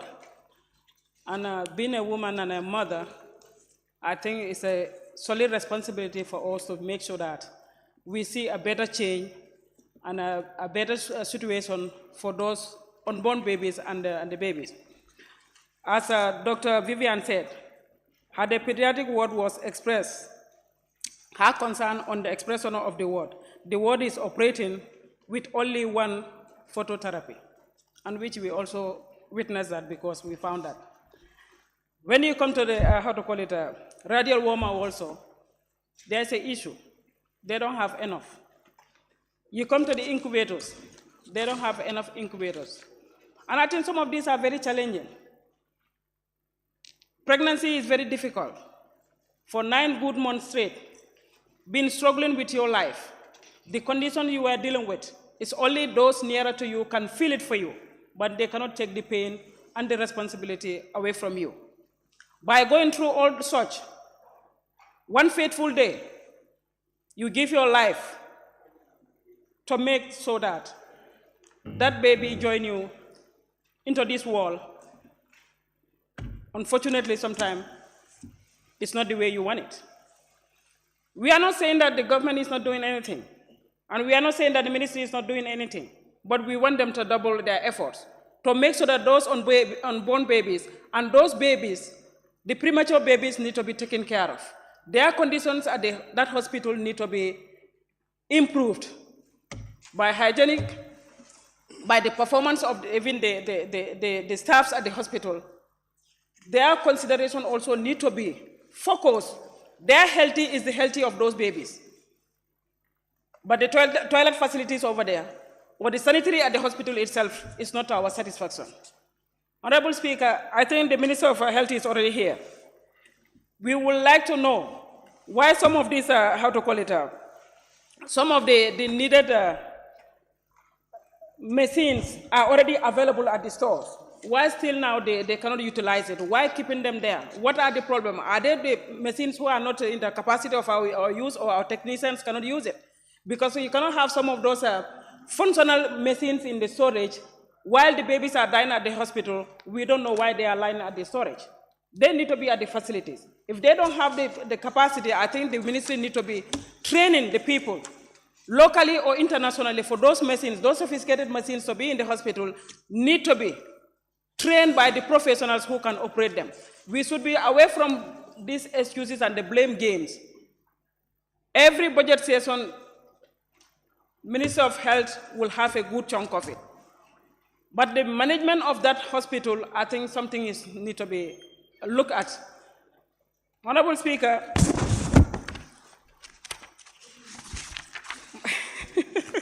yeah, I know my 5 minutes about.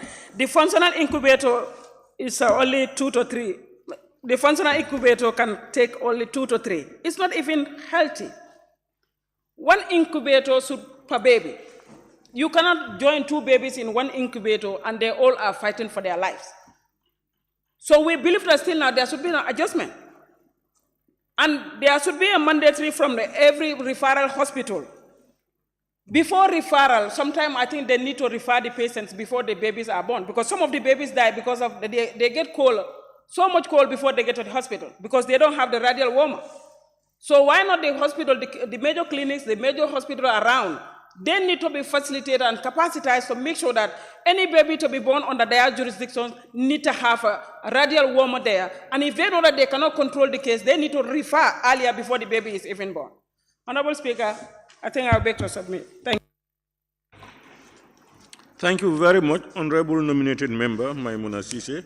Honorable members, I now put to question.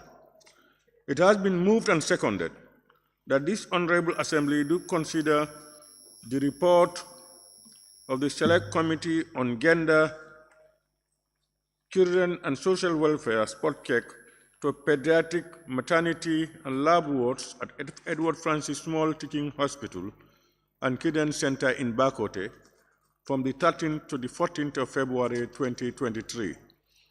Those in favor, please say aye. Those not in favor, please say no. The ayes have it. Any honorable member who may wish to take part may now do so, beginning with the honorable member for Nyanija. Thank you very much, Honorable Speaker, for giving me the floor. And thank you very much, Honorable Chairperson of the Gender, Children and Social Welfare Committee for tabling this report. And then I want to thank, on behalf of your committee, I'm really impressed with your report. Though, as you mentioned, it was just is it on-site visit, spot check sort of, because you only visited 2 places. This is very good. It's a very good starting. But one thing before I go further, I was looking at the rationale and objective of the site visits that you mentioned. He said to find out the root cause of reported malnourished babies in the children's center at Bakote. Then the second one, which is more of a bit, but the first one, honestly, by generally looking at the report, I think we needed more to at least get more on that, because the outcome is not well specified as far as I am concerned in the report. Going through the report once again, coming to day 1, just have some few issues with regards to the EFSTH, where you mention 3rd paragraph, that's the CMD, inform the committee that some Gambians in Spain are interested in donating the incubator, but still to no avail. But I don't understand. That's on page 6, still to no avail. Did you find out why this donation is still not possible? We could have probed in more, and then we know actually what happened. Where are the problems, so that we can intervene and where and when necessary. And the issue of subvention, this is something which you know that is directly on the health committee, and is something that we need to clarify. The issue of subvention for $28 million is salaries, but sometimes receive $24 million. It's interesting for the August Assembly to know, because we are involved in the bilateral with the FSTH on these salary issues. If you look at it, we call them for them to account for every employee of the hospital, but that was very difficult, I have to admit. That was very difficult on them. They wouldn't justify any case in that regard. I have to say, my members of the committee are here, that is the health committee. So what we did with the Ministry of Finance is just an estimate to give them that estimate as per they requested. So now, every month, the Ministry of Finance will give them their subvention based on the payroll they are paying. So I am a bit surprised if you say they are receiving less, because you cannot employ somebody and at the end of the day, you're supposed to pay him or her salary, and then the subvention is not coming. That is something that does not match well with me, honest to God. And then the other thing is on their OC 2.6 million and so on. But did you also find out about their internally generated revenue? That's in the hospital. This is a major hospital. This is the major referral hospital of the country. I know they generate a lot of resources as far as we are concerned, as far as we know. So you could have found out more, and then this could do more on some of the issues of the pediatric ward.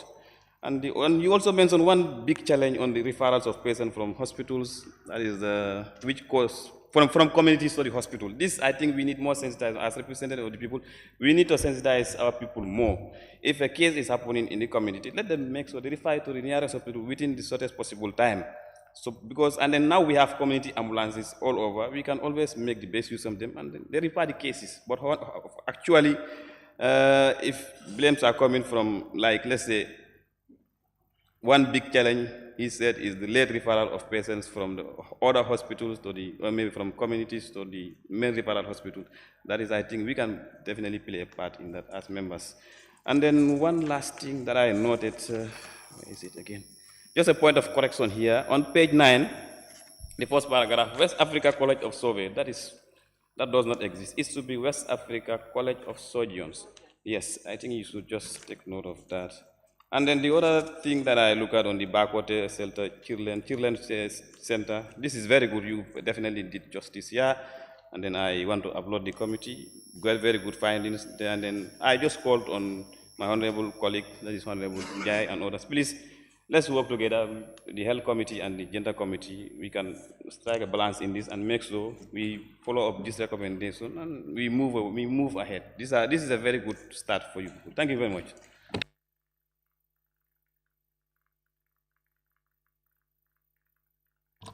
Thank you very much, Honorable Member for Nyanija. I now invite the Honorable Member for Kiang West. Honorable Speaker, thank you very much. I want to thank the committee for taking time to carry out this important exercise. I want to observe few things, and which are very important. On the report, they have made valid observations with the Chief Medical Doctor Office in Edward Francis Small Teaching Hospital. In paragraph 4 reads, the subvention they received from the Ministry of Health is 27 million for salaries, but sometimes they receive 24 million. And the OC is 2.6 million, but they receive 1.8 million for the last 3 months, he said. But this was a finding. This was a very valid and important finding. But I don't know whether it was an oversight. This has not been captured in the recommendation. Was there any further engagement with them? What have you ascertained as far as this information is concerned? Or you think it does not need any recommendation? It is telling you the subvention they receive from the ministry is this amount. And what they're supposed to receive is so amount. And they are also supposed to be this, but they receive lesser than that. Have you ascertained this information? And what do you recommend as far as this information is concerned? Because it's important, people's salaries must be paid. And how do they pay other salaries? If you receive lesser than what you're supposed to receive, how do you handle the rest? That's also supposed to be highlighted. But we are not told how they handle the rest. Okay, and the other thing also I want to look at, Honorable Speaker, is the incubators that the Honorable Member for, the Honorable Nominated Member has talked about. Do you really get to the hospital and found that there are 2 babies in a single incubator? Has that been found? If so, you know, what is your recommendation as far as that is concerned? She's part of the committee and she highlighted that that's a serious issue. If it is happening, what do you recommend as far as that is concerned? Because it's supposed to be in the recommendation. And when you get to the Bakote, how do you found babies? What is your assessment as far as the center is concerned? The malnourished babies, how is the treatment going? That performance also is quite important, so that we can be able to assess them to say it is really doing well. What do we adjust to ensure that they do better than that? That is also quite important, Honorable Speaker. Honorable Speaker, I have also observed that it says their interaction with the Chief Medical Director. One big challenge, he said, is the late referrals of patients from other hospitals to EF Small Teaching Hospital, which causes more dates at the hospital. This is a serious issue. Late referrals. It is because of. Is it because the ambulance is not having fuel, or is on other errand before it comes? This incident happened.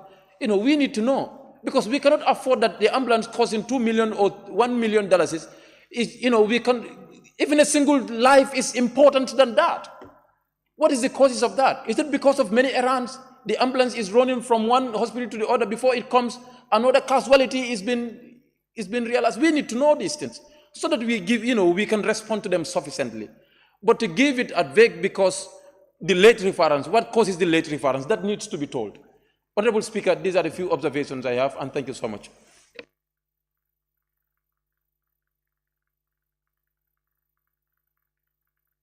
Thank you very much, Honorable Member for Kiang West. I now invite the Honorable Member for Banjul North.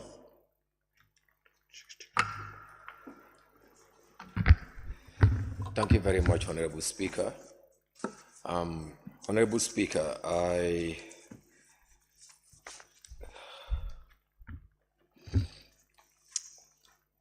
unfortunately, I am very emotional as far as this report is concerned, but notwithstanding, I will want to seize the opportunity to commend the mover of this important report, and also to inform the gathering that the member for Nyanija, who double as the chairperson of the Health Committee, Select Committee at the Assembly, have also made very valid points. But one thing that I just can't accept, with your permission, Honorable Speaker, is 2 to 3 babies sharing one incubator.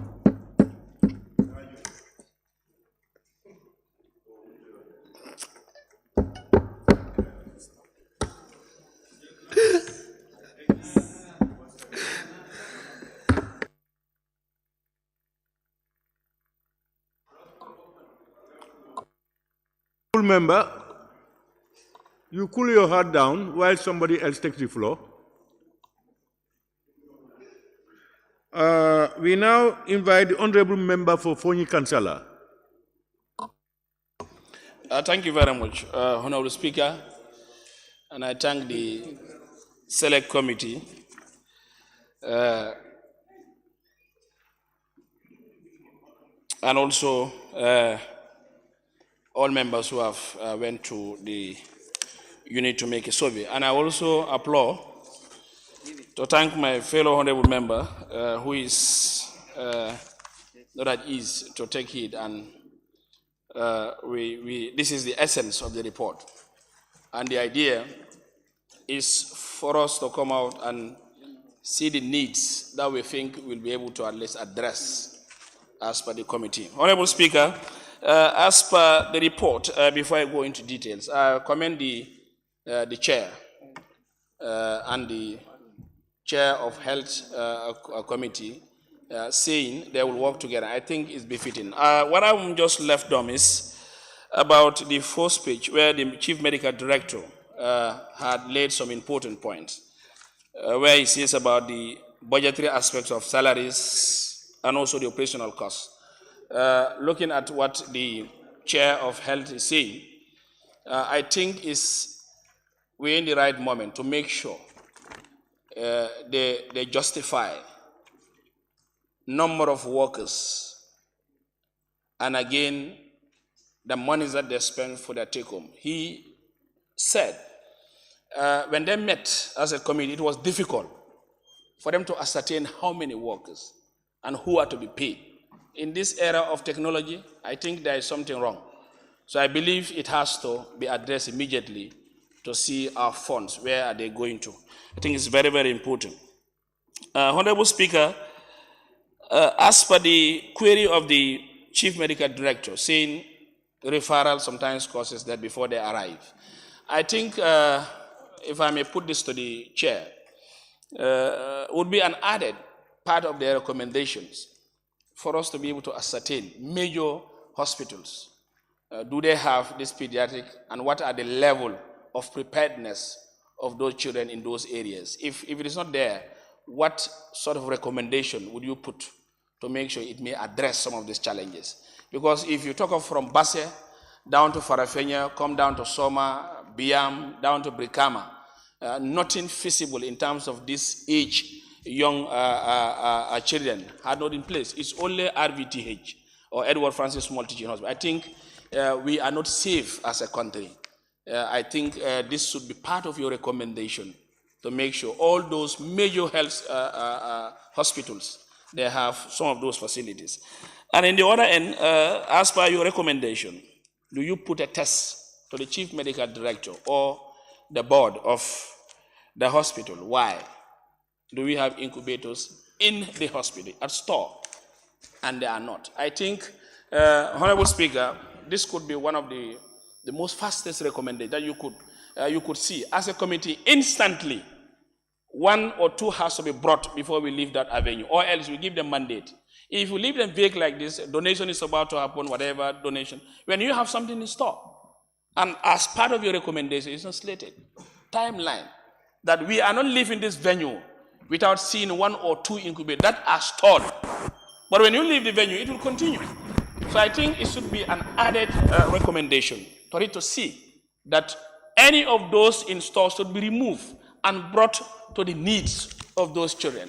So when we leave it and we go and say we've put recommendations, they said orders are their donation, and we have something in store and it's still laid there, it's not even brought. So the committee should have stepped in to make sure that 1 or 2 is brought immediately and be used to function to do it, as we have heard, 2 or 3 CR in 1. And we have something in store.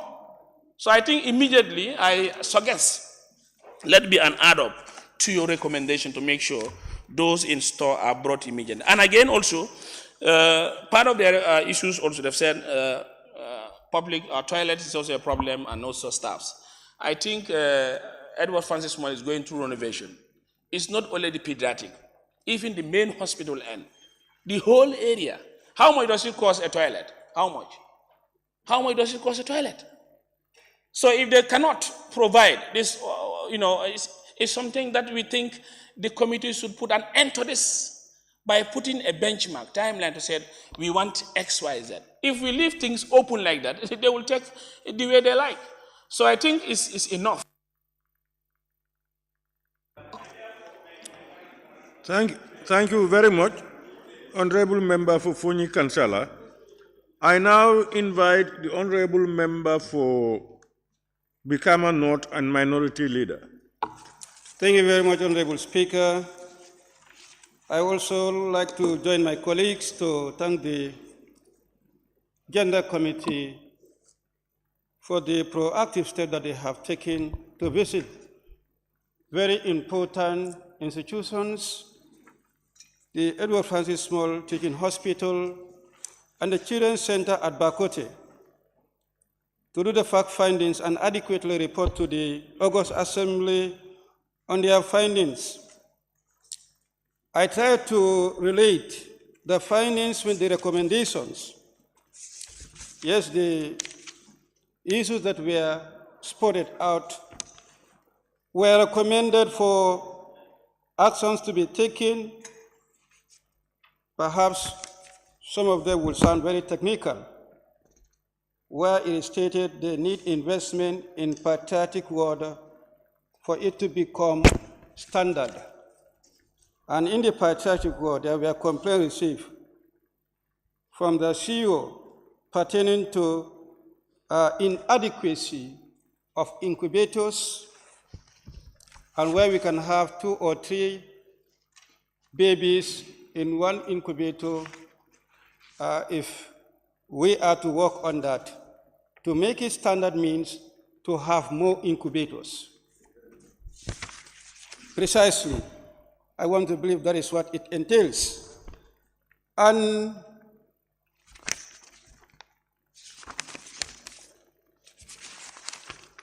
on the Children's Center at Bakote, it is stated that the government run the shelter for vulnerable children.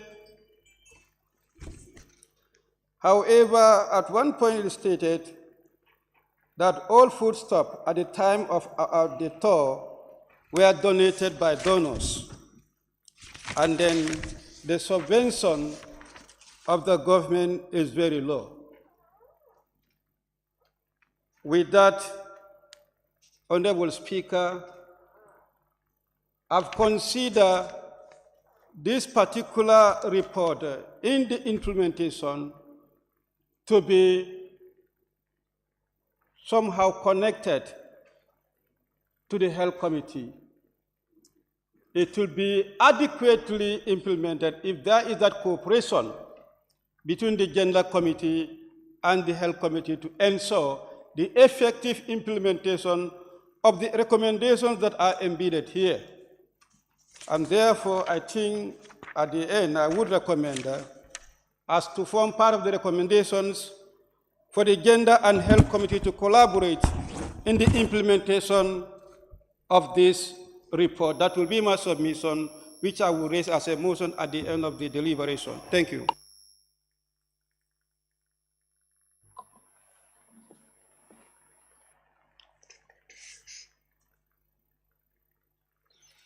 Thank you very much, Honorable Minority Leader and a member for Bikama North.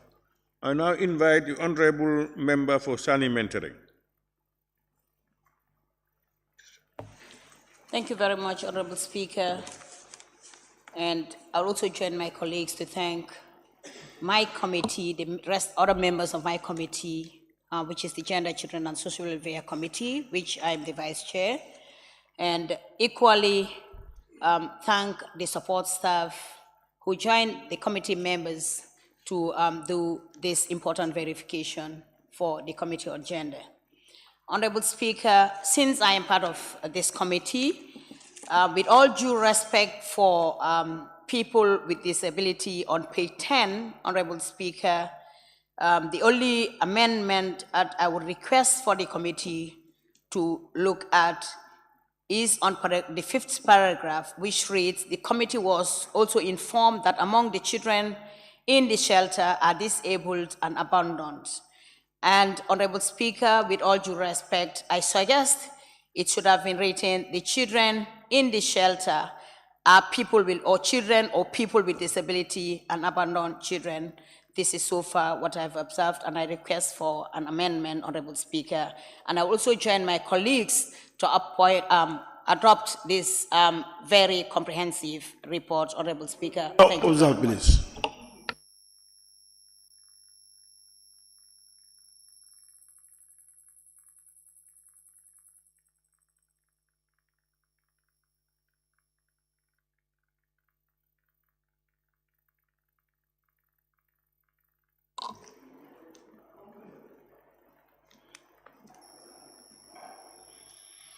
Thank you very much, Honorable Member for Sani Mentoring. I now invite the Honorable Member for All Yundum constituency.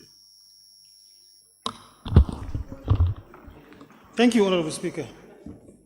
I'm also going to be very brief. I think most of the points that are highlighted in the report have been addressed by colleagues. But then we also look at some content. I think first, let me thank the committee, the chairperson and the members of the committee for this very important report. In the 5th legislature, I think we have this committee attached to the health committee and they were working together. And the 6th legislature, I think, separated them, and then now we have a committee, a standalone committee to work on the issues of children and women.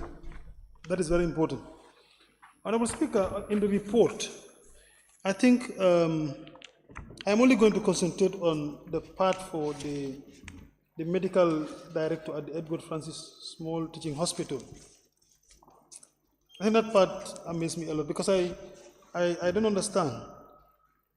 With your permission, Honorable Speaker, I will read in the second paragraph. Let's say, according to him, the situation at the pediatric unit is unacceptable because 2 to 3 babies are in one incubator, which is unacceptable. Okay, I don't know who is responsible for this. I don't know who is responsible because he is the chief medical director at the Edward Francis Edward Francis Small Teaching Hospital. He is the chief medical director. I mean, I think that problem should be resolved, and not him telling you that that situation is unacceptable. Even though the minister, because that is between him and the ministry. Because there is funds allocated for the hospital. They have a board. So that should not have been an issue to the committee by him. He should have resolved that. And the committee should not have come with that as an issue during their talk. He should have even been ashamed to report that, because that should have been taken care of, Honorable Speaker. He also informed the committee that some Gambians in Spain, like Honorable Member for Nyani said, who is also responsible. If they wanted to donate the hospital, he is the chief. Who is between him and those people? Is it the minister? Is it the government? Or who? That should have been mentioned. Who is responsible? That is not mentioned. We should know. I think that's a vague information. You understand? So I think the chief medical officer, for me, I think is misleading the committee on those particular points. He should be able to tell you exactly who is responsible for that, so that we can put that person to check. Is it the ministry? Maybe the minister he can tell us whether he is the one responsible or not. So those items are important for the hospital. But if they cannot have it, who is responsible? He should be able to tell you, Honorable Speaker. I think the issue of the subvention has been addressed by the chairperson of the Health Committee. That is something I will not touch. But I will also want to align myself with the minority leader's suggestion that the Health Committee and the Committee on Children and Women should work together in implementing the recommendations of this report, I think. Because there are parts that the Health Committee can come in and support you, and then we can collaborate and work together, making sure that these recommendations are implemented. It's very important. Like I said before, in the fifth legislature, these committees were together, and now they are separated. But if you look at their operations, somehow they are the same. You understand? They all operate the same way. But even in the future, I would recommend that when there are, the committees are going out for their routine tour, sometimes it's important that you go as in joint committees, and then you can find out all these things together and come and have a comprehensive report that will entail recommendations that are going to be implemented by the two committees as well. Honorable Speaker, with those few remarks, thank you so much for giving the floor.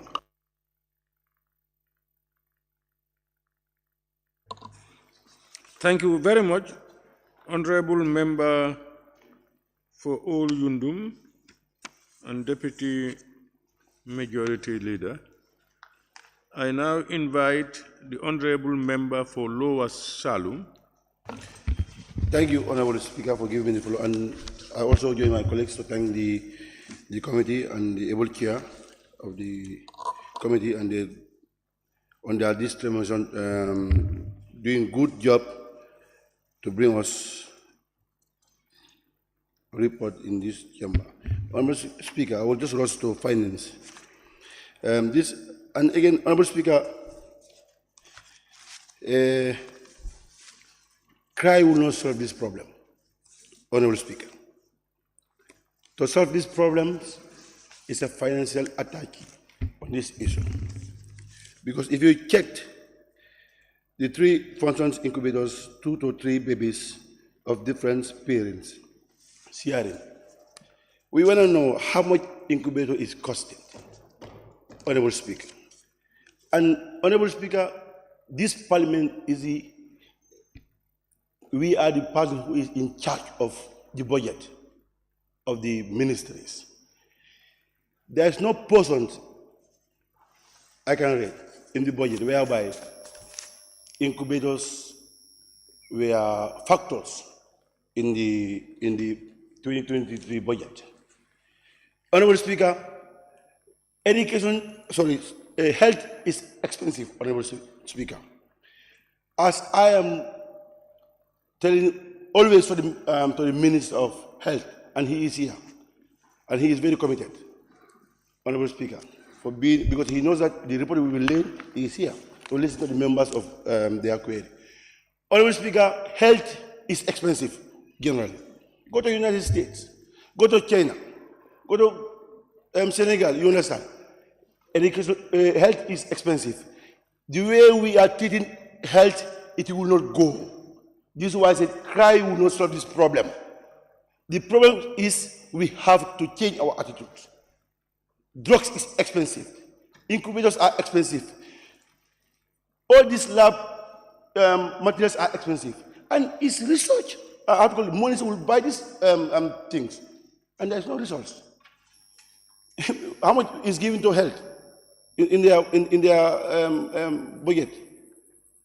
These are not factors there. All these findings and queries is not there. Drugs is expensive. Then we, the National Assembly, should take charge. We won't cry just to shake the gallery. No, that's not a solution. Let's put it in the national budget. Honorable Minister, we will give you this. You buy incubator for our babies, drugs, ambulance. I think we'll be able to cry. We won't solve it. Honorable Speaker, you have everything. You are giving monies to the ministries. Implement this thing for us. Now you don't find it there. Why should you cry? Wait for the budget to come in, you put it there. And you make oversight on the minister that we give you money for this. Why you don't do it? You can hold him responsible. But now it's not there in our 23 budget. We must change the way we are operating. Just to shake the gallery, no, that's not the solution. We move this country. This is the heart of democracy. Everybody, we can, the entire 1.8 million, 1.8 will not come and sit here. We are choosing among millions, Honorable Speaker. Honorable Speaker, let's be focused and make sure that the people who trust us on these seats, we deliver on their expectations. But just leave services, or when you start, you cry. No, it won't solve it. We have let's put the resources there, Honorable Speaker. Let's give them the resources.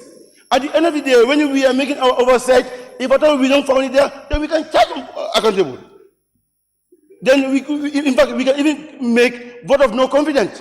We have all those mandates. Honorable Speaker, I guess, Honorable Minister, take note. You to change the way the narrative of health is going. Just only $25 you get drugs. Sometimes you can even get good drugs. Because $25 cannot give you those facilities that you need. Today, you know how much I pay today? I pay $4,000 on checkup, Honorable Speaker. Because the masses are not there. I went to they said it's not there. I had to rush to Bakode Clinic to make this checkup. And that 4,000, if it was in national facility, I could have paid it there.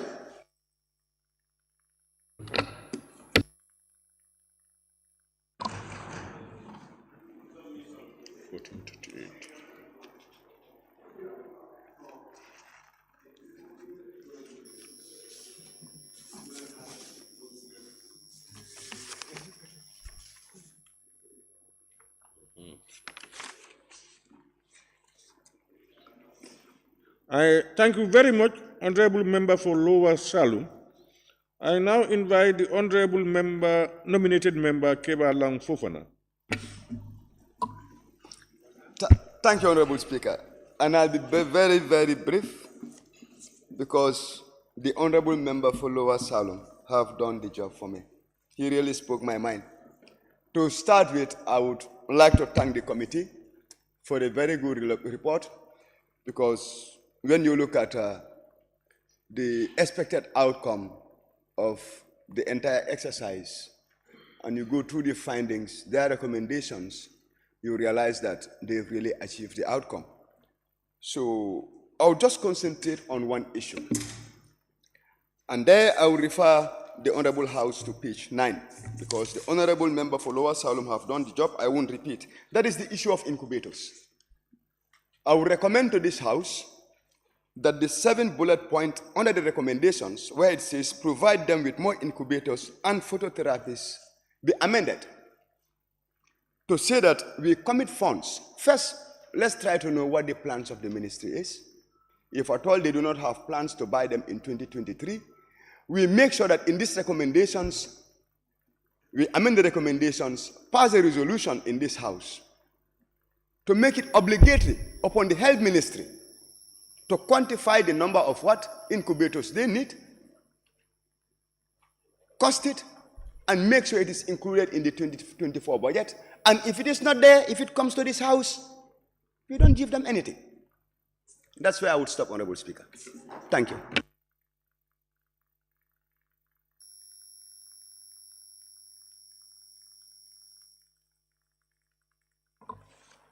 Thank you very much, Honorable Nominated Member, Keba Lang Fofana. I now invite the Honorable Member for Sami. Thank you very much, Honorable Speaker, for giving me the floor. Thank you very much, Committee, Gender, Children and Social Welfare, and thank you very much for having this foresight to visit these centers. Honorable Speaker, as other speakers have rightly mentioned, health is very expensive, Honorable Speaker. It's very, very, very expensive. Honorable Speaker, the challenges that we have seen in this report, it is this very House that can remove those challenges. Because it is we who appropriate resources to these various sectors. And it is this very House who will decide and say, yes, so and so should go to health, so and so should go there. I always used to say, Honorable Speaker, we have to prioritize. Health is number one. But when it is time for budgeting, I think some of us, we don't see the reality. Why the Honorable Member for Banjul North was crying is disturbing. It's disturbing. And these are not the only sector, Honorable Speaker. And the committee should go out to see what is happening in Bansan, what is happening in Basse, what is happening in Farafenye. It's a national problem, Honorable Speaker. I think the minister, as the honorable members said, what is the cost of an incubator? We should know that all these hospitals should have incubators, Honorable Speaker. We cannot just see this thing like that and leave it like that. Honorable Speaker, I think I will end up my speech here. So thank you very much for giving me the floor. Thank you very much, Honorable Member for Sami. I now invite the Honorable Member for Central Badibu. Thank you, Honorable Speaker, and thank you, Honorable Member of Banjul South, the Chair of Gender and Children. Honorable Speaker, the report before us is not a detailed report, but it entails a lot and speaks volume. Honorable Speaker, the conditions of our children ward at Edward Francis Small Teaching Hospital is really disheartening. I wish one can go there and see how neonatals are put 4 in one incubator. People on that day, the very day, all the MPs who were present were crying for what they have seen on the ground. The report is telling us what next are we going to do. no honorable member should start blaming any honorable member here. The budget is drafted by the executive and brought here. So let the executive prioritize what they need for us. The members should rain tears. You should rain tears. Rain it. You have all right to rain tears. But we have to prioritize. The budget session happens here. You see members defending issues that are not relevant to the cause. It happens here. The same members are making this gallery as what? Entertainment show. We cannot accept it. But what we are going to tell you, the minister is here and he heard our stories. He heard our stories. So now if the minister prioritizes, as honorable nominated member said, it's for us to now do the budgeting, to do the allocation. But if ministers, they don't prioritize, they bring the budget here, how can we go and say we are going to put the incubator there and we don't know the cost of the incubator? Last time it happened here, we talked about the machine. But that was not the priority of the ministry. The ministry said they got support from somewhere where they will buy the machine. So that's why it's always the ministry who should prioritize and bring it to the NAMs for them to give approval. And I believe, by looking at the report, hearing from the mover, all of us will put our weight to ensure that if it is brought here, we will do our best to make sure that it's allocated. But it's now is the right time to prioritize either agriculture, health, or sport, or whatsoever it is. We know that the needs are very high, the resources are limited. How are we going to maximize to make sure that our budget is invested in a way that we yield something back? We are entirely dependent on aid. We are entirely dependent on donor. We are beggars. And when those aids come, we don't manage them. We abuse them and misuse them. Africa must graduate now. We must invest our budget into a way that we get something and spend it for all of us. But all the donor funds are misused and abused. The budget will come, we put everything into salaries and allowances. Thank you very much.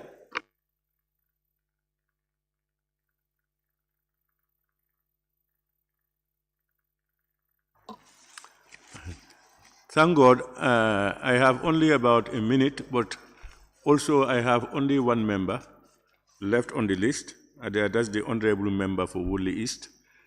I will give you that, and I will give you your time. Thank you very much. Thank you very much, Honorable Speaker. Honorable Speaker,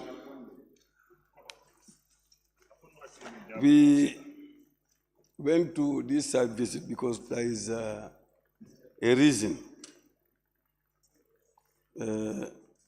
It is that reason, that's why we have visited these places. The issue at the pediatric unit is exactly what the staff told us there, and we have seen it. The Kiang was asking whether we have actually seen this. Yes, we have seen it. That's the reality there. And the challenge they have, that's what they told us. They told us their challenge. Their challenge is exactly that. And they think that they are getting support to build a new structure where they can put all these facilities there. Even the space is a problem. But they are working with the ministry to expand the place. And we've seen that also. So hope is there that the place will be improved. But as of now, this is the problem that we have there. And what we've said is that it's going to be fact-finding. We went on a fact-finding. What we saw is what we put on the paper. In terms of the donation, yes, they're saying they got hope that some people wanted to donate, but it's I don't know, the ministry somehow told them, no, we will be able to provide this. And for some reason, it's still not provided. But you know, we all know that the ministry has, they have a policy on donations, because they don't want also to make the Gambia a dumping ground. Anybody can go and pick any equipment anywhere, beds, things like that, that are dilapidated sometimes, and then just dump them into the Gambia. So they have that policy. So I don't know whether it is that policy that stop these other people from bringing this donation. Honorable Speaker, at the shelter, what we found that children were dying because of malnutrition, and that prompted us to go there to see. But what we found there also is been said, it's a budgetary problem. They don't have enough food.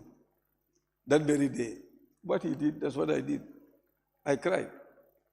And I had to donate money because I see that the food ration they have is very small. And that is not the only place. We have many shelters across the region. We wanted to go across the region. We did not get the time to go, but we wanted to go and see all those places. But they all have the same problem. So they are saying they generate some income from the clinic, but because there is a private clinic there, which is now providing those facilities for free, now people are not going to the state clinic. They are not going to them. So they are not raising any funds on their own. So if we don't raise their budget, they will continually continue to experience those problems. That's why the budgetary aspect is very important. When we come here, that's the role our committee can play, the gender committee. The health committee, they should know their role. If they get a report, their role is there. They deal with their line ministry and solve those health problems. Our problem is the gender, the children, the women. Yes, they are intertwined. We can work together. On that note, Honorable Speaker, I thank the presenter of the report. I think it's a beautiful report, even though I'm part of it. So we congratulate ourselves for that wonderful job. Thank you very much, Honorable Member for Wole East. Honorable members, may I now call upon the mover to respond to the issues raised and to wind up the debate. Thank you very much, Mr. Speaker. And I'm glad that the Honorable Minister for Health is here, because according to the Constitution, Section 72(1), with the permission of the Speaker, I will read: the Vice President and Secretaries of State shall be responsible for such departments of state or other business of the government as the President may assign to them. And in making such assignment, the President shall have regard to the desirability of ensuring that the responsibilities are entrusted to competent persons with relevant qualifications or experiences. And I'm glad that he's quite competent, he's experienced, and he will listen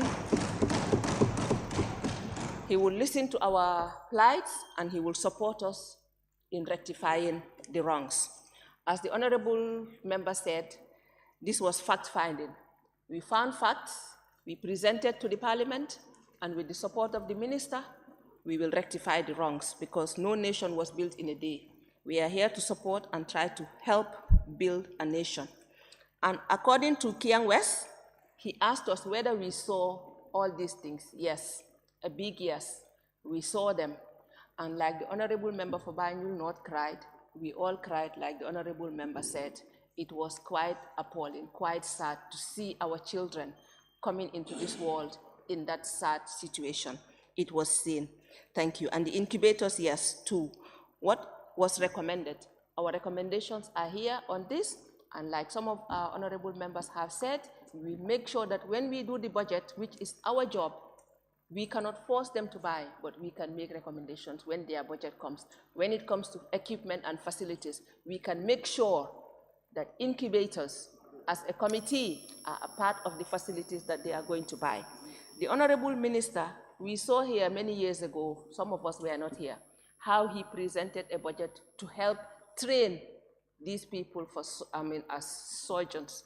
And I think he would also help us to make sure that this budget will reflect the equipment that we need to keep our children, who are our future generation.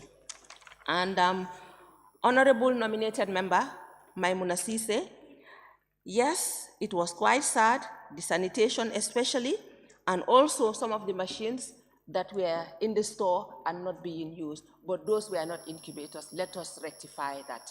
They were, I think, if I can, according to our report, they were need radiant warmers, not incubators.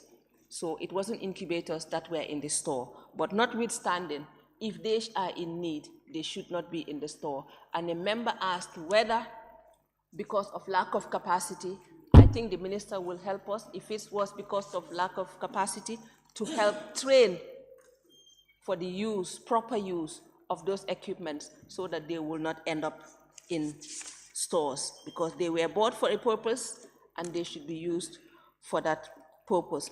Nyanija, thank you very much for reaching out to the committees, because the two committees are intertwined. We cannot work without one another, and I'm very glad that members have identified that, because last year, it was in this August Assembly when the children died of Aki.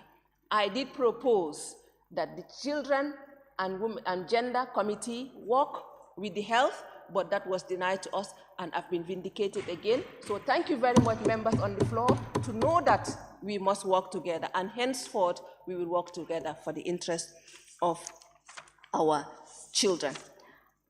Foni Kansala, the difficulties in ascertaining the workers, yes, I think that needs to be looked at, because with this day and age, technology will help us to do that. And I'm glad the minister is here, he can help us. And also the feasibility in places like in the URR, you said, in CRR, we need to make recommendations, and also the time frame should be added as to when these issues will be addressed. This, like the honorable member for Central Badibu said, this is just a start. Going forward, we will look into all these recommendations and ensure that we work with the health committee as well as the ministries responsible to make sure that we take care of the health of our children and our women. And Brikama, health centers you mentioned. You mentioned health and for more activities in health centers. We will visit all health centers in the near future and make sure that they are up to date as expected. And Sani mentoring to make amendments and make sure that we reflect the people with disabilities as well. And all Yundum, the CMD telling us something is unacceptable. I think that was exactly why we went there, to make sure that we know what is acceptable and what is not acceptable. It is his responsibility, yes, but it is also our responsibility to go and find out what is wrong, because otherwise we would have stayed in our office and not go, because we would have just assumed that everything is fine. And I think we should applaud him for being bold to tell us that things that are under his purview are unacceptable. I think it is only a brave person that would say that and not hide behind anything. And also, who is responsible for donations? Like the Honorable said, we need to control what is donated, but also the government also needs to help us scout these donations, because if somebody promises to build a maternity unit above and they stop, it's because the government is also not forthcoming, not opening. And sometimes donors would come to have access to the necessary units, they are denied access, or people expect some hand-me-downs before they can agree to work with them. I think that also needs to be looked into. Lower Salum, yes, the problem is financial. Financial in a way that we don't prioritize our expenditure. But like you mentioned, the budget comes to us. And the Honorable Minister is here. He will tell us not only in those two units that we've mentioned. Honorable Fasami said that we need incubators in all hospitals, in Kaur, in Birkama, in Basse, in Farafenye, in Bansang, everywhere. And I think the Honorable Minister in Birkama, in Buya, I think the Honorable Minister is here, and when the budget comes, it would be our responsibility to ensure that all that is reflected. Honorable nominated member Kebalang, the outcomes are achieved. Thank you very much for identifying that, but I think the outcome were not fully achieved because we went to ask for malnutrition, but according to the nurse, the malnutrition, it wasn't malnutrition. It was because of diarrhea caused by affected waters. So we were happy about what we saw. Not very happy because it is not state of the art. But the people responsible were greatly taking care of those children, and I think I would applaud them. And we should also give a hand and make sure that when the budget comes, they specifically allocate funds for them in a separate envelope to give us the benefit to be able to do our oversight functions and make sure that the right monies goes to the right place, because they mainly depend on donors to feed those children. And when the ministry goes to inspect their stores and see that they have food, they do not give them allocation. That should not be the case. Monies that are allocated for something must be used for that specific thing. So, Honorable Minister, I think you are listening. I just wish that the Minister for Gender and Children's Welfare was also here, because this is specifically under her purview. And I hope that you work together and you will brief her on what we have mentioned. And Central Badibu, you said, what next? What next is to follow up. And when we follow up, of course, this is just a start. We will come back to this August Assembly. November, December is around the corner, and we will make sure that everything that we say here is reflected, because our children are the future of this nation. Thank you very much, Mr. Speaker. Thank you very much, Honorable Member. Let me thank the mover of the motion and all those who contributed in the debate, and of course those who listened.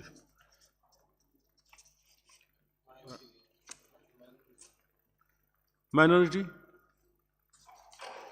To make recommendation to request for amendment to include in the recommendations, that is for the Gender and the Health Committee to collaborate in the implementation of the report. To collaborate with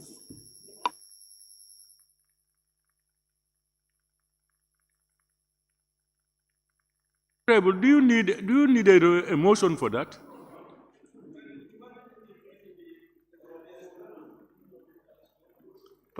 Yes, honorable member, honorable minority leader. Yeah, well, if you are requesting for amendment to include something, it can be a way of motion. I was thinking that you would the plenary would only recommend that the two committees just work together to see how they can ensure effective implementation. But that should be reflected. That should be reflected in the report. Yeah. When the plenary is stating that should be captured. Sorry. To make that captured can be by way of raising a motion for the amendment. No. No? Yeah?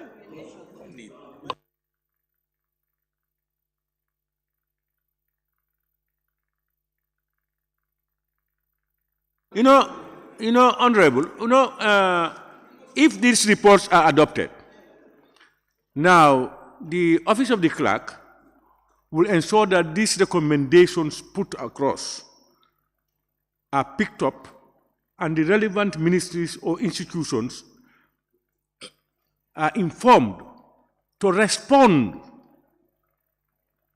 after a time. Let's say by currently on Wednesday, as I told you, on Thursday, we are going to have honorable ministers here to respond to our motions adopted, and the recommendations and resolution. What is the level of implementation? What position are they? What are their observations?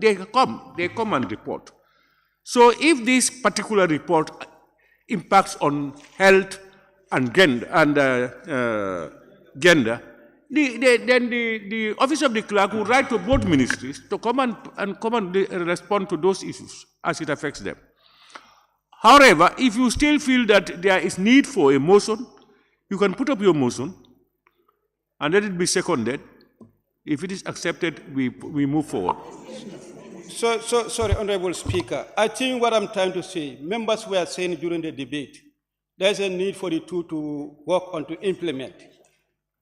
But just by way of their intervention stating, to make it reflective, it should be captured in the report. So Honorable, my problem is you don't implement. The implementing agencies are the institutions concerned. You are only an oversight. Yeah, but we are an oversight. That's why I said to collaborate to ensure the implementation of this report. I have no objection. I have no objections. Yes. I just briefed you on the level, at least the operational level where we are. If you still believe that there is need for a motion, you can put it up, and then it be seconded, and then we move forward. Exactly, that's what I did. Honorable member for Central Badibu. Honorable Speaker, this is not the first time we laid such a report here. During the debate, members will recommend committees to collaborate. Do you understand? In their further activities. So, but we don't need a motion for his recommendation to be part of that report, to be passed by the parliament here. We have never done that. So what we do is, we recommend for particular committee to work with a committee that have similar interests in the future. I think that is well recommended, and everybody accepted that. But we don't need a motion for that one to be part of it. Honorable Speaker. Yes, Honorable what Honorable Member for Central Badibu is saying, this is what members were saying. And to make that form part of the report, it should be captured. Not just that, whatever people are saying in their deliberation can form part of the report. No, that's your opinion. So what people are saying now, what people are saying is what I'm recommending. I heard the Honorable Member for Banjul very well. The issue of the AKI, that it was proper for that particular committee to be there. Now, if at all we just stop where we are, we did not make it mandatory for them to collaborate. Just by way of what people are saying, they can also feel that these people are excluded. No, I'm coming. Honorable Speaker. Yes, what I'm saying. Honorable. I don't want to encourage a debate on the issue. I don't want to encourage a debate, because otherwise you will say an opinion, somebody else will want to say an opinion, and we will go into the debate.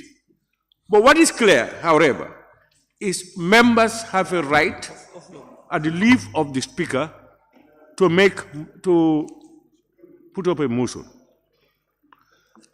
Honorable members of the Assembly, plenary, reserve the right to accept or throw it out.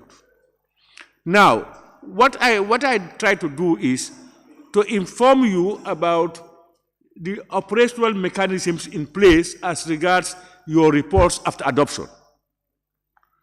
Because to ensure that the recommendations, etc., reach the relevant institutions, and to enable honorable members and committees know the level of implementation of those recommendations or the challenges they may face, so that together you can work it out.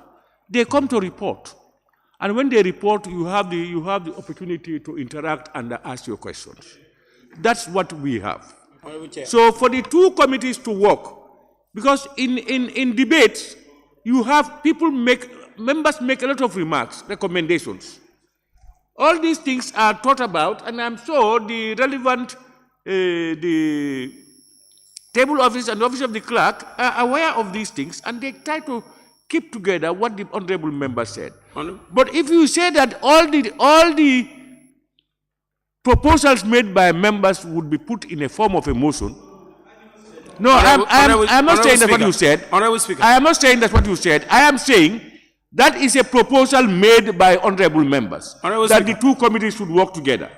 If you choose, if whatever reason you want to put that into a motion, somebody else can also make a recommendation for something on the report for it to be distributed. But as I said, we have no objections. Honorable Speaker. What? Who is calling? Sabak. I just want Sabak Sajal. Yes, I just don't want us to go into unnecessary debate. At the end of the day, the honorable member, minority leader, he has a right to propose a motion. And if that motion is allowed, he will put the motion, and honorable members also reserve the right to either accept or reject the motion.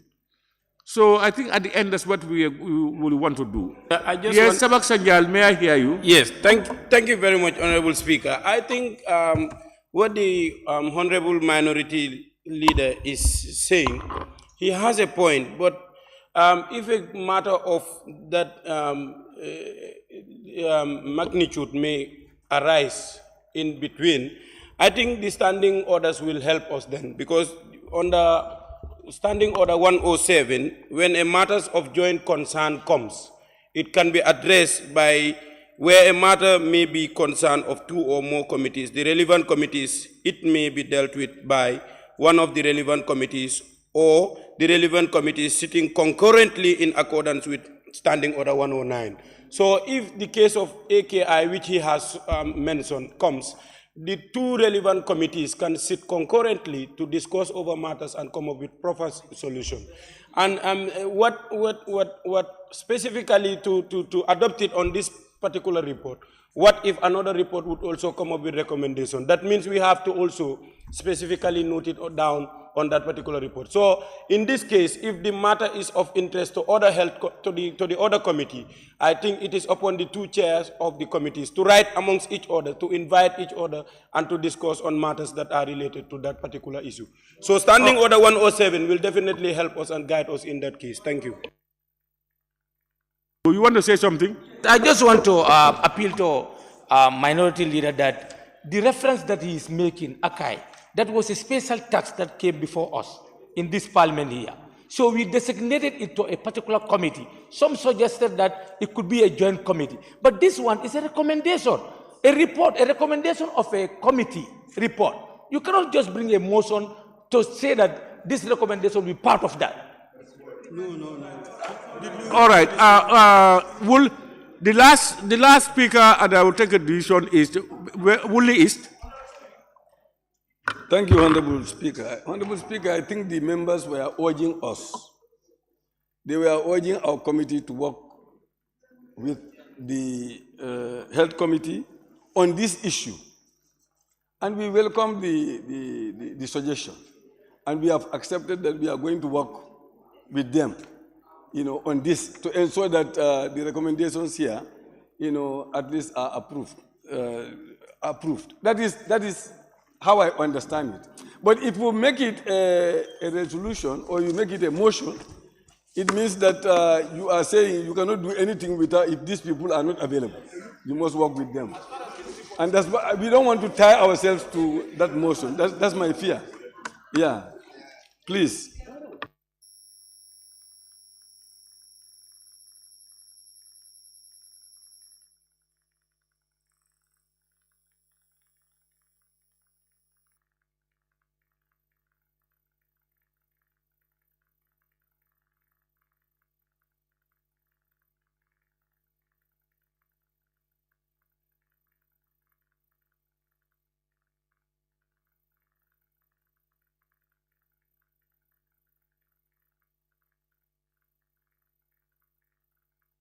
Honorable members, Honorable Minority Leader, you still want to put up your motion? Or you want to? I am noting what Honorable Sabasanjal is saying. All that I am trying to put across, only for this report. I'm not saying that these committees should be collaborating. I said the issue that they have raised here are cross-cutting. For effective implementation, there's a need for them to collaborate to ensure they are not the implementing body. And what Sabasanjal has raised, where a matter may be concerned of two or more committees, the relevant committee may be dealt with by one of the relevant committees, disposing it of.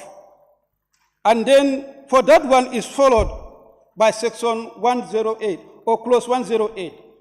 The chairperson of the relevant committee shall consult and agree as to which committee matter should fall to disposal. So that consultation is a collaboration. That's what I'm trying to put. If members are saying there is a need for this, it cannot form part of the report unless and until we instructed and say for this particular case, let it be that. Honorable, We have heard from Honorable, I'm putting up a close to this. In fact, I heard some of the members of the Gender Committee themselves. They have heard the recommendations of some of the speakers for the two committees to work together. And I heard the mover herself talk about the Health Committee's appreciation and all these things, and that they look forward to working together. And then Honorable Member for Woolly East, in his just remarks, he said they are aware and they are going to work together. So this working together that we are talking about in this particular issue, they have already agreed to do it. On the basis of that, it means the need for a motion is now addressed. Are you satisfied? Okay. Once again, let me thank all of you, the mover and those who debated, and all honorable members.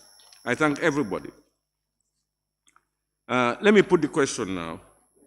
Be it resolved that this Honorable Assembly do adopt the report of the Select Committee on Gender, Children, and Social Welfare Sport Check to the Pediatric, Maternity, and Lab wards at Edward Francis Small Teaching Hospital and Children's Center in Bakote from the 13th to the 14th of February 2023. Those in favor, please say aye. Those not in favor, please say no. The ayes have it. Clerk, can we proceed? Reports. Huh? Motion. Motion. Clerk. Motion. Report of the Select Committee on Education, Training, and Information Communication. Motion. Report. Speaker, point of observation. Motion. Speaker, point of observation.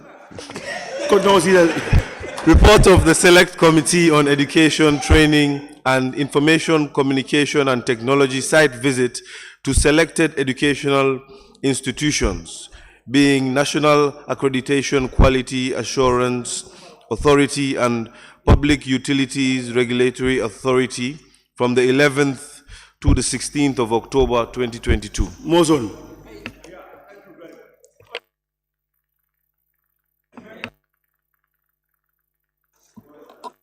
Member for Central Badibu, and I think some other people. Yes, Central Badibu. Yeah, I just want to know whether you are fasting, because this is the best. I want to know whether you are fasting, because this is the right time to break for prayers and lunch.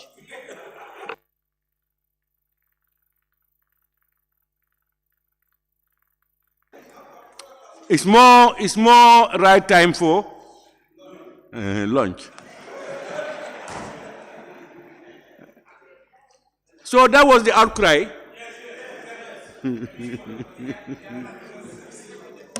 All right, honorable members, we will adjourn. We will suspend sessions.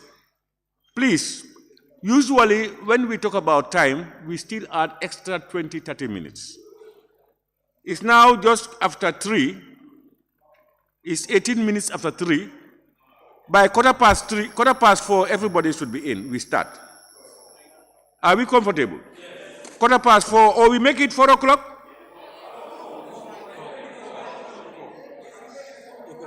Four o'clock. All right, let's please try by all means and come back at 4 so that we can finish the business. Okay, the House now stands suspended until 4 o'clock.